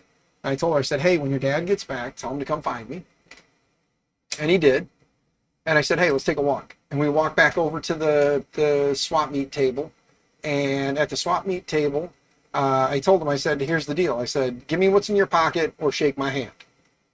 And he reaches into his pocket and like a 20 and a couple of singles. And I'm like, "Dude, just shake my hand." So he shook my hand, and it was his. So I gave it to him for a handshake. And then I saw him at Murph, and at Murph, the whole time, all he did was talk about how much that printer has helped him with starting his 3D printing magic kits. He's making magic kits with parts he designed, and I have a kit because he gave me a kit as a thank you. So now we're gonna do a little show and tell, because this is cool that I inspired him to do this. You know, like here's the box that you get when you get his kit, and then here's all the stuff that comes in the kit. There's you've got the little number sticks, you've got the numbers here on the little, you got the little tabs or the little number sticks here as well. Of course, you get your magic wand. You got the old cup and ball trick, which he designed and he designs and prints his own cups. So, you know, the cups are designed by him and printed by him. You got your couple little pegs here. You got your little, I forget what's in here. Hold on. What is this guy again? Oh yeah. It's the little money trick. You got your 2 quarters turns into 2 pennies, or 2 pennies turns into 2 quarters trick. And then, of course, your deck of cards. Nice bicycle cards too, so it's not the cheap deck. And then, of course, you've got a little container with the nuts and screws, or the nuts and bolts. So you got your little nuts and bolts trick. And it is, he's got his email address and his phone number on his business card, and it's on his business card. So I don't think I'm going to dox him by showing it, but for the sake of not, I'm going to try to cover this real quick here. But if you look up Maddie's 3D Madness, so I'm just going to cover that part up, but I will give you the QR code if it'll focus on it. But there's a little QR code on the back. So, but if you look up Maddie's 3D Madness, it's Maddie's 3D Madness at Gmail. I'll give you that part. The phone number, I don't want to do the phone number side of it, but if you, Maddie's 3D Madness at gmail.com, if you want to email him, if you're interested in getting a kit, I believe he said they're $30 for the kit. So, but these are all things that, you know, the 3D printed parts are all parts he designed because I gave him a 3D printer. I mean, that's insane that he was inspired by me giving him the 3D printer. For me, I enjoy the stories of why, like what happened from what I did more than the recognition I get for doing it. I think this is way cooler than me giving him a printer. Let's put it that way. This is way cooler than me giving someone a printer. Me giving someone a printer is just, to me, it's like, here you go. I don't see any crazy value in me giving someone a printer. They do though. So that's awesome. You know?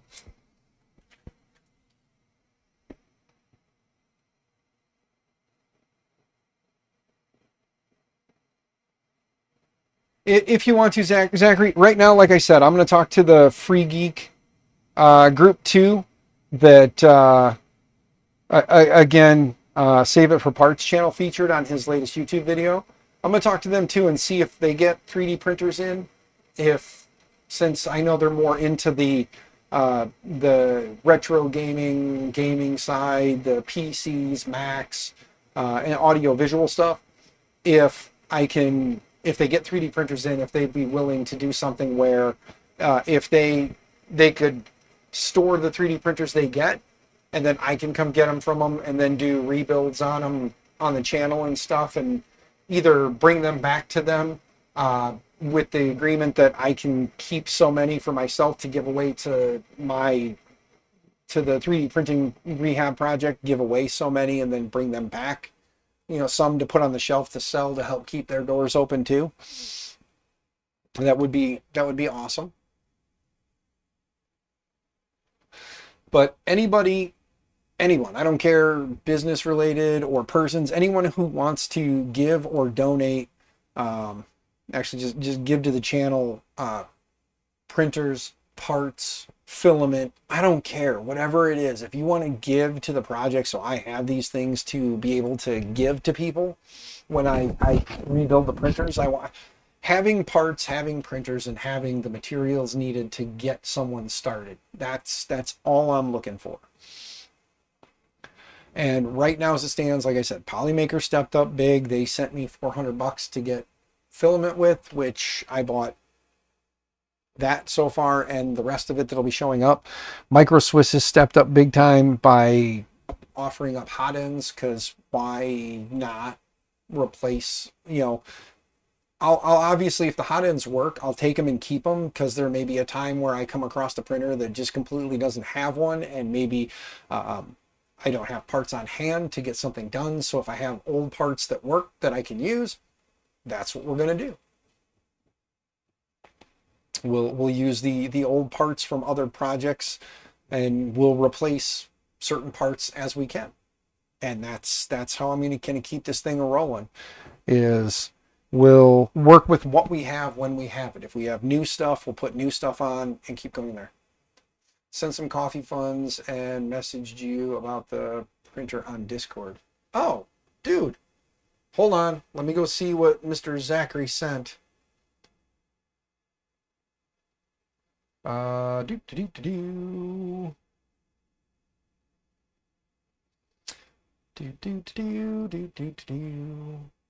have I set up a MakerMyNexus Cash App account, guys, so I did link that down below, but let me check and make sure that you sent it to which one.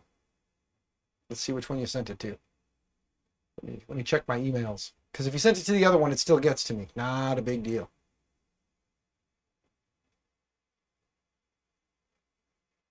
Cash App, Zachary. Dude, sweet. Thank you for coffee and gas. Thank you, good sir. Yeah, you sent it. I have both of the Cash App accounts still, so sending it to the old account still gets to me. So thank you, good sir. That's why I didn't see it though, because I have it logged into the MakerMyNexus one, which is fine. Either one. So thank you very much, good sir. $10 for coffee and gas. Greatly appreciated. I will definitely, when I get done streaming, it's already 1 o'clock in the afternoon, but if you know me, I'll drink coffee all day long. Yeah, and that's completely fine, good sir. Not a problem. I created the MakerMyNexus one because I figured it'll be best going forward to just have MakerMyNexus stuff separate from my personal stuff. So I'm gonna probably set up a PayPal for MakerMyNexus too, and then that way it all goes under the MakerMyNexus name. So if down the road MakerMyNexus becomes a legitimate LLC, then we can do that, where everything is MakerMyNexus, and it's just split right out the gate. If it comes into MakerMyNexus, it's for MakerMyNexus. If it comes to me, then it's for me. You're seeing you drink coffee and it's 2 there. That's right. You're just on the other side of the time zone change. So, yep, coffee all day, man. I don't care. I'll drink coffee all the way up until I go to bed, and I can still drink the coffee and go to bed. The caffeine helps with the ADHD more than it does with, it doesn't make me hyper. So I can consume coffee all day long, and it helps kind of tone me down. So, but yeah. And another thing too, hot coffee all day long, regardless of the time of year. That is the other thing, is being able to drink hot coffee all year long. Because there are a lot of coffee drinkers But boy, do they like to go cold coffee in the summer and hot coffee in the winter. And I'm just like, I'll drink hot coffee all year long. And that's because that's how I grew up. My grandmother's, uh, my grandmother on my mom's side, uh, they would drink coffee all day long. And then uh, they were also very frugal, and for good reason. Grew up during a harder time financially. They would throw fresh grounds in on top of the old grounds, and if there was some coffee left in the pot from the night before, they would just add enough water to compensate for what was there and send it. And they would do that for a couple of days, just top off with some fresh grounds and keep it going, and then take the grounds out and throw them in the garden. So that was the go-to, was throw it in the garden to help with the garden. And my grandmother doesn't live in that house anymore. I don't want to be doxing random people, but I would just love to be able to one day like Google Maps and show you guys my grandmother's house, because she used to have a garden the same size as her house. My grandmother's house was a nice big house out in the country, and the garden was legitimately from her house was a ranch style home. So you had like a 2-car garage and the house all connected, and the garden would go from the kitchen or from the garage wall all the way to the bedrooms on the other side of the house. So it was as long as the house was, and it was almost or about as deep as the house was deep. So, and I hear my son just pulled up with his diesel. So I heard his big old diesel pick 'em up truck pull up, which is weird because, hi kid, the old man's streaming. So if you come in, you'll be safe off to the side. What are you doing? Oh, you got a bad tail light? All right, well, Dad's in here streaming, so you have fun with that. All right. Yeah, the oldest boy is here. He's got to fix his tail light. So, someone wants to bring me coffee or cold coffee. I'm not rude, but yeah, I prefer. Yes, exactly, Martine. Exactly. I am with you, brother. I won't be rude and not drink a cold coffee. A coffee is a coffee, but the preference is always hot coffee. Yes. I actually have a bag of Mad Cow. Was it Mad Cow coffee? Or Mad Goat? Mad Goat? Uh, yeah, yeah. One of my buddies, every year, it never fails. There's a small like coffee shop near him, and they roast their own beans. And every year when I see him at one of the events, he'll bring me a bag of coffee. So it's pretty sweet. I get a bag. The only thing is I need to get a coffee grinder, because it's always beans, and I don't have a coffee grinder. So maybe I'll have to throw a coffee grinder in my wish list. But I think what I'm going to do is I'm going to go through my Amazon wish list, and I'm going to start putting in like the miscellaneous stuff, like bearings, belts, pulleys, those kinds of things for the printers. I'll put that in there. Maybe some control boards, screens, that kind of stuff. And then I'll make sure to link the wish list down in the descriptions too going forward, so that this way if people come to the channel and they want to help out that way, by buying and sending stuff, they can do that too. So if maybe they can't or don't have the parts, they can always do that, 3D printing party bus will need a coffee machine on it. Yes, it will. If all goes well, Zachary, if we can make it happen, if we can make this happen, I am not opposed to renting an RV for 3D Printopia, and then just we can just tell people along the route, say this is the route we're taking. If you're along the route or can be, and you want to come and you don't necessarily want to travel, then we can pick up people along the way and pick up projects. Maybe I can get a trailer that we can pull so we can haul everyone's stuff in the RV behind it. That would be pretty awesome, I think. Get an RV and a trailer and go.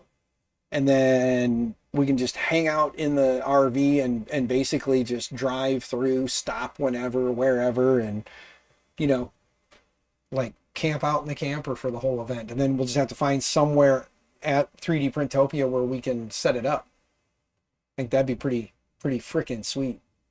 So if anybody wants to help me out there with locking down an RV and a trailer that we could pull behind it to secure it, and then wants to partake in the adventure, let me know. Be freaking sweet. We can set up the laptop and the webcam and stream the party bus with everybody.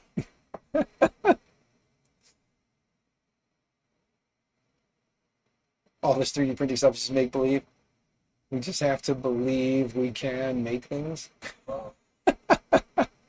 Yes, yes, Da Vinci, it's all make believe.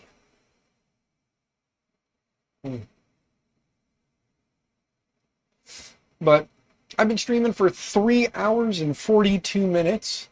I think we'll stream for a solid 4 hours, and then I'm going to wrap this, and then I will come back again at 5 o'clock and stream 5 to 7. For those who maybe were at work that couldn't come and hang out, we'll kind of rehash, what's coming, what the plans are, and have just like another kind of a chill 2 hour laid back kind of a stream. So I'll give you guys 4 hours today, and then we'll give you another 2 hours tonight. And then tomorrow I'll probably, like I said, because Zachary, your kind donation will not be enough for me to get to work tomorrow. So sorry, good sir. I'm gonna have to take the day off and stream again tomorrow, I'm thinking. So I will be doing that. So that'll be the plan. I'm gonna make sure I put in my request for the day off again tomorrow, and then we will plan on, I know the filament will get here early enough. The parts won't be here till probably, knowing how the deliveries run through my area, it probably won't be till probably closer to 4:30 if it holds true. But I will be sure to actually tweet out that I'm going to be going live with hopefully at least a half hour of notice. More for coffee then. Yeah, more for coffee. No, I'll throw some gas in the tank, and then I may switch over, since it is 11 o'clock or 1 o'clock here. I may switch over to a pop. For those who want to hear my crazy concoction, the BP gas station in my town has Mountain Dew Code Red, Mountain Dew, Gatorade, and they have this thing called NRG, energy, that are all in there. And usually what I'll do is I'll take Code Red and the energy and mix them together, or I'll take the Mountain Dew itself, mix that with a little bit of the red Gatorade, and then throw a splash of the energy in there as well. So kind of mix it up a little bit there. My wife still does straight Pepsi from the fountain machine, or Coke from a can or a bottle. So if anybody ever wants to send my missus a care package, Coca-Cola in the cans or the bottles. If you're going to send her a fountain pop, which not too many people would be able to do so, but if you're going to send her a fountain pop, Pepsi. So Pepsi from the fountain, or Coke from the can or bottle. For myself, I'll probably get another coffee, because I'm feeling the coffee right now. So let's see.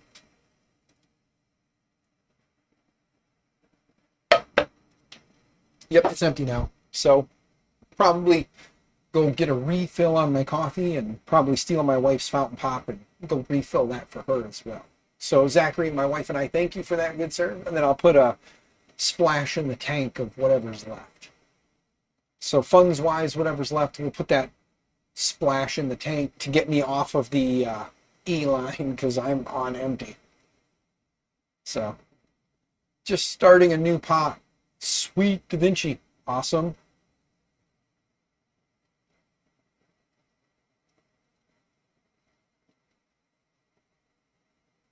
Yes. Zachary, we can definitely do that. So from 5 to 7, good sir, we will make sure to put that in there. So come back between 5 and 7.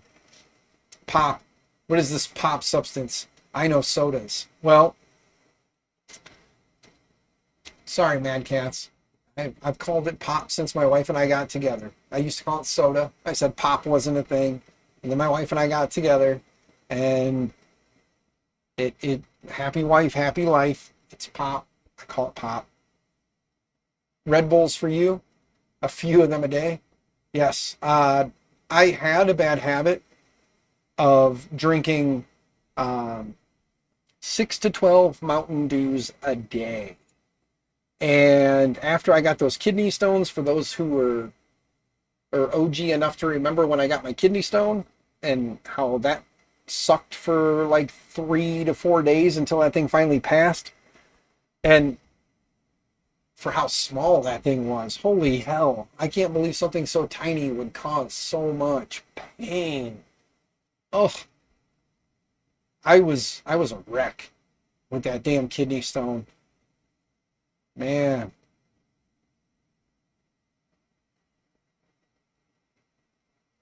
Soda and Pop got together and made wine coolers. Nice. But Tor, since you're here, let me ask, and I know you don't have the say in it, but I just want to know your thoughts.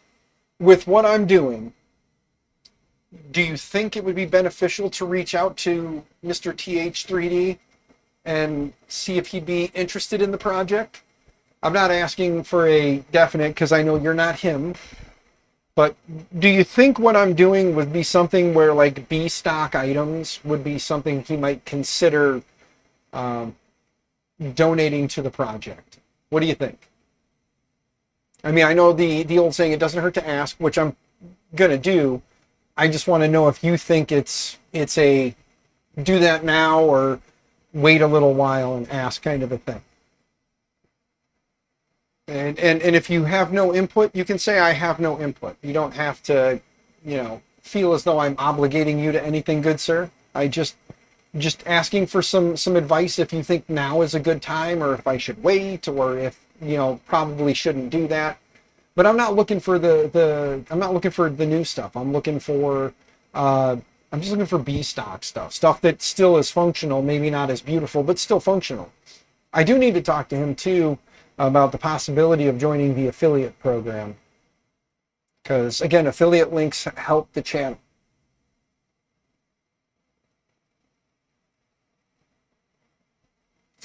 So I know he had mentioned something about doing that, and I know that my channel is not the greatest in numbers, but yeah,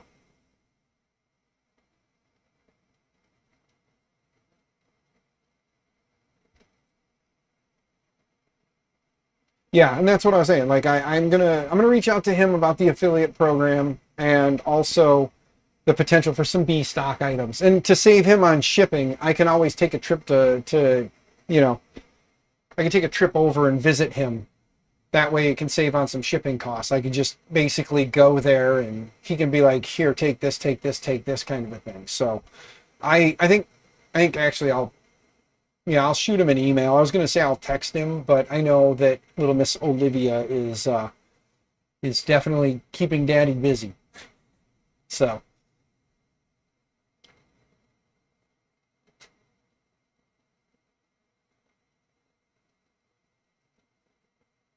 yeah,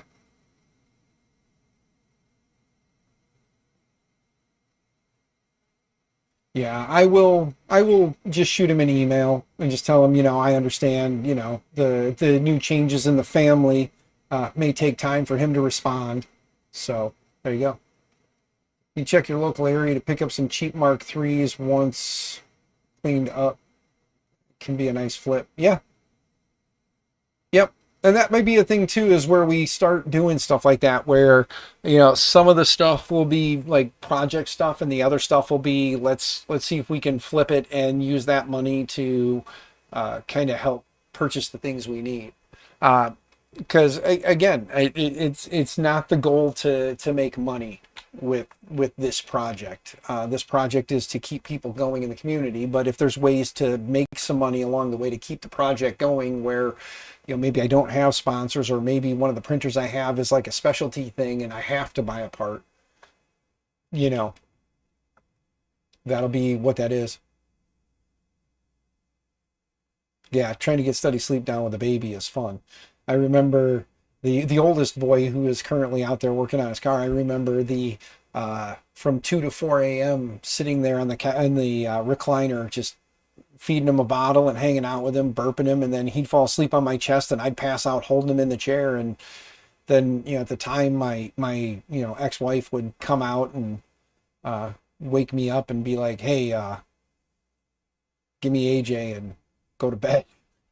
So I'd let her sleep at night and I would handle the nighttime feedings and give him a bottle and play with him for a little while, and then snoozing in the chair. And he also was a very sometimes difficult boy. He wouldn't like to sleep at night, so he would fall asleep in his car seat though. So we would put him in the car and go for a drive, come home, and just car seat and all, right in the crib. And he would sleep in his car seat all night long. So maybe a trick for him to try. See if she sleeps well in the car seat.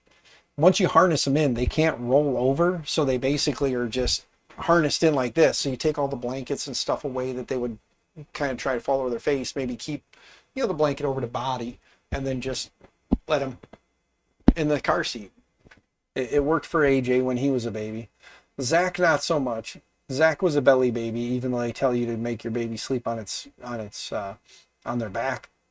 But Zach was a belly baby. He liked to sleep on his belly. And Dominic was just Dominic. He was going to do what he was going to do when he was going to do it. There was no getting around it.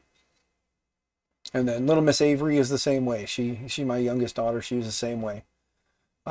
The other 3 girls came into my life after they'd already they became my daughters after they were already grown. So I wasn't there to watch them as babies and learn their little tricks, but they still, still my girls.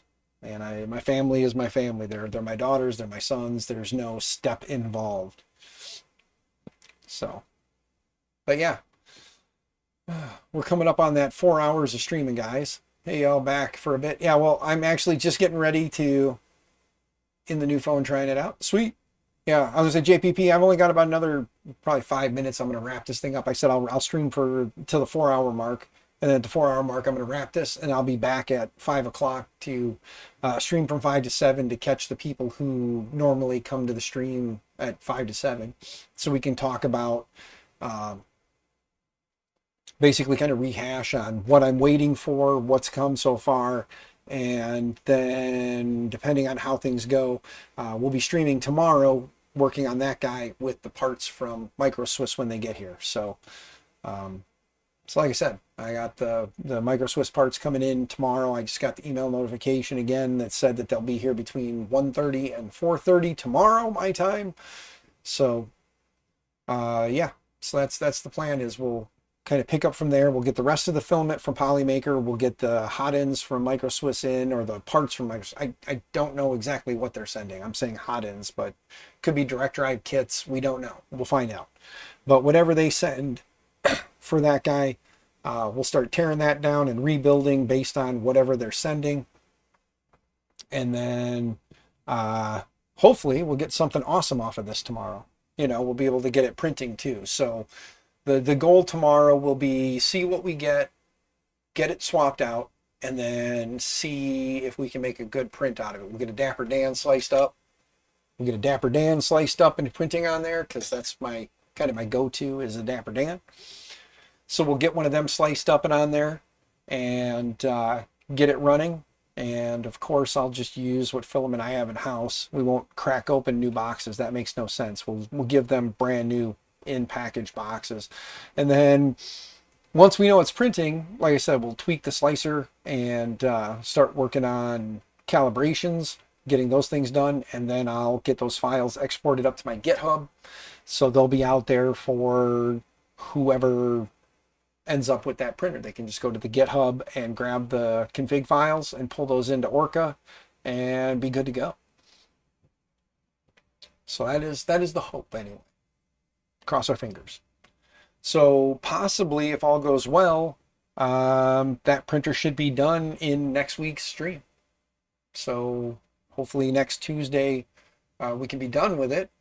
And then maybe by Thursday I'll have somebody in mind to give that to, and maybe we can have it given away on or by Thursday of next week.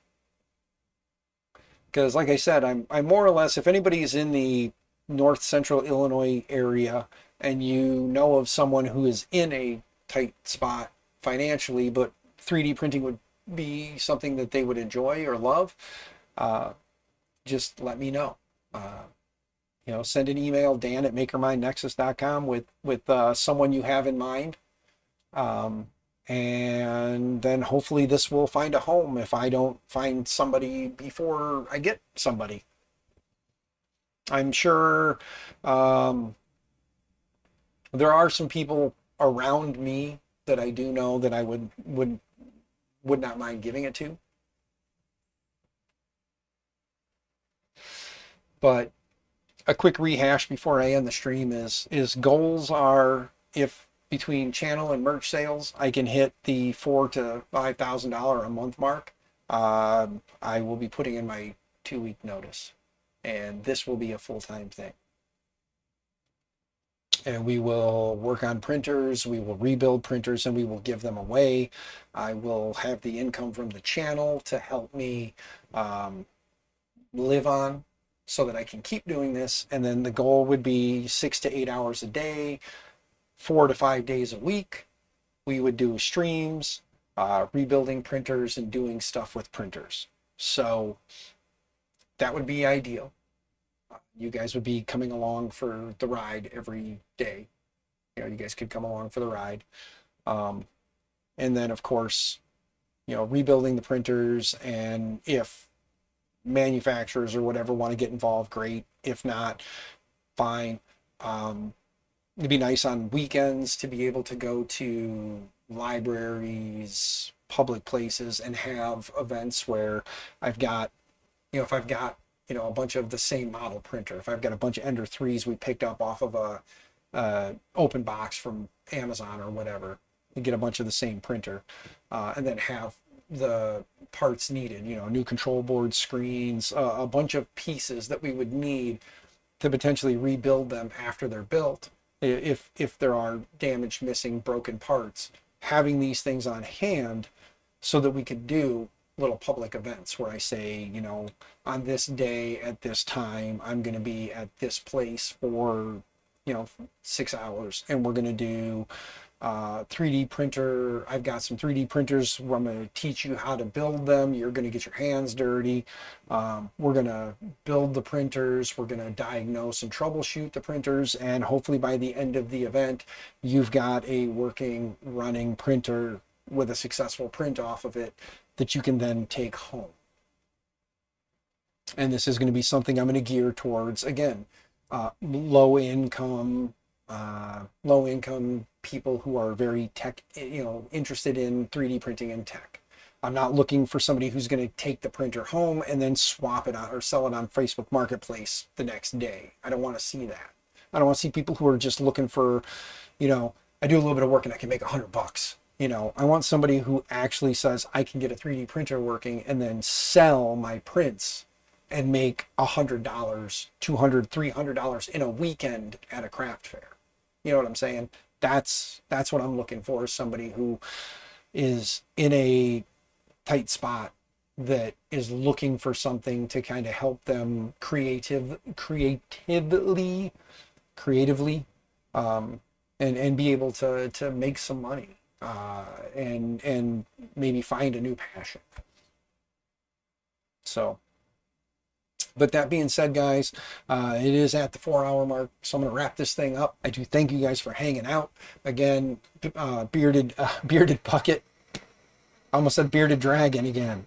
Bearded bucket. Thank you. I know you're not here, but thank you for gifting those 5 memberships, good sir. Zachary, thank you for the $10 for the I'm going to go get some coffee and put a splash in the tank. Thank you, good sir. And to everybody else, thanks for coming in and hanging out. Got to work on getting used to saying making older 3D printers gooder with hyphens, but that is the plan of the project, is to make older 3D printers gooder. And yeah, you guys, I'll see you back here at 5 o'clock Central Standard. So it is 1:30 now. So you're talking 3.5-ish hours. So in about 3.5 hours, I'll see you guys back here. For those who return, for those who don't and have other things to do, I understand. And for those who come in later and maybe are catching this now, see you over there. We'll talk some more.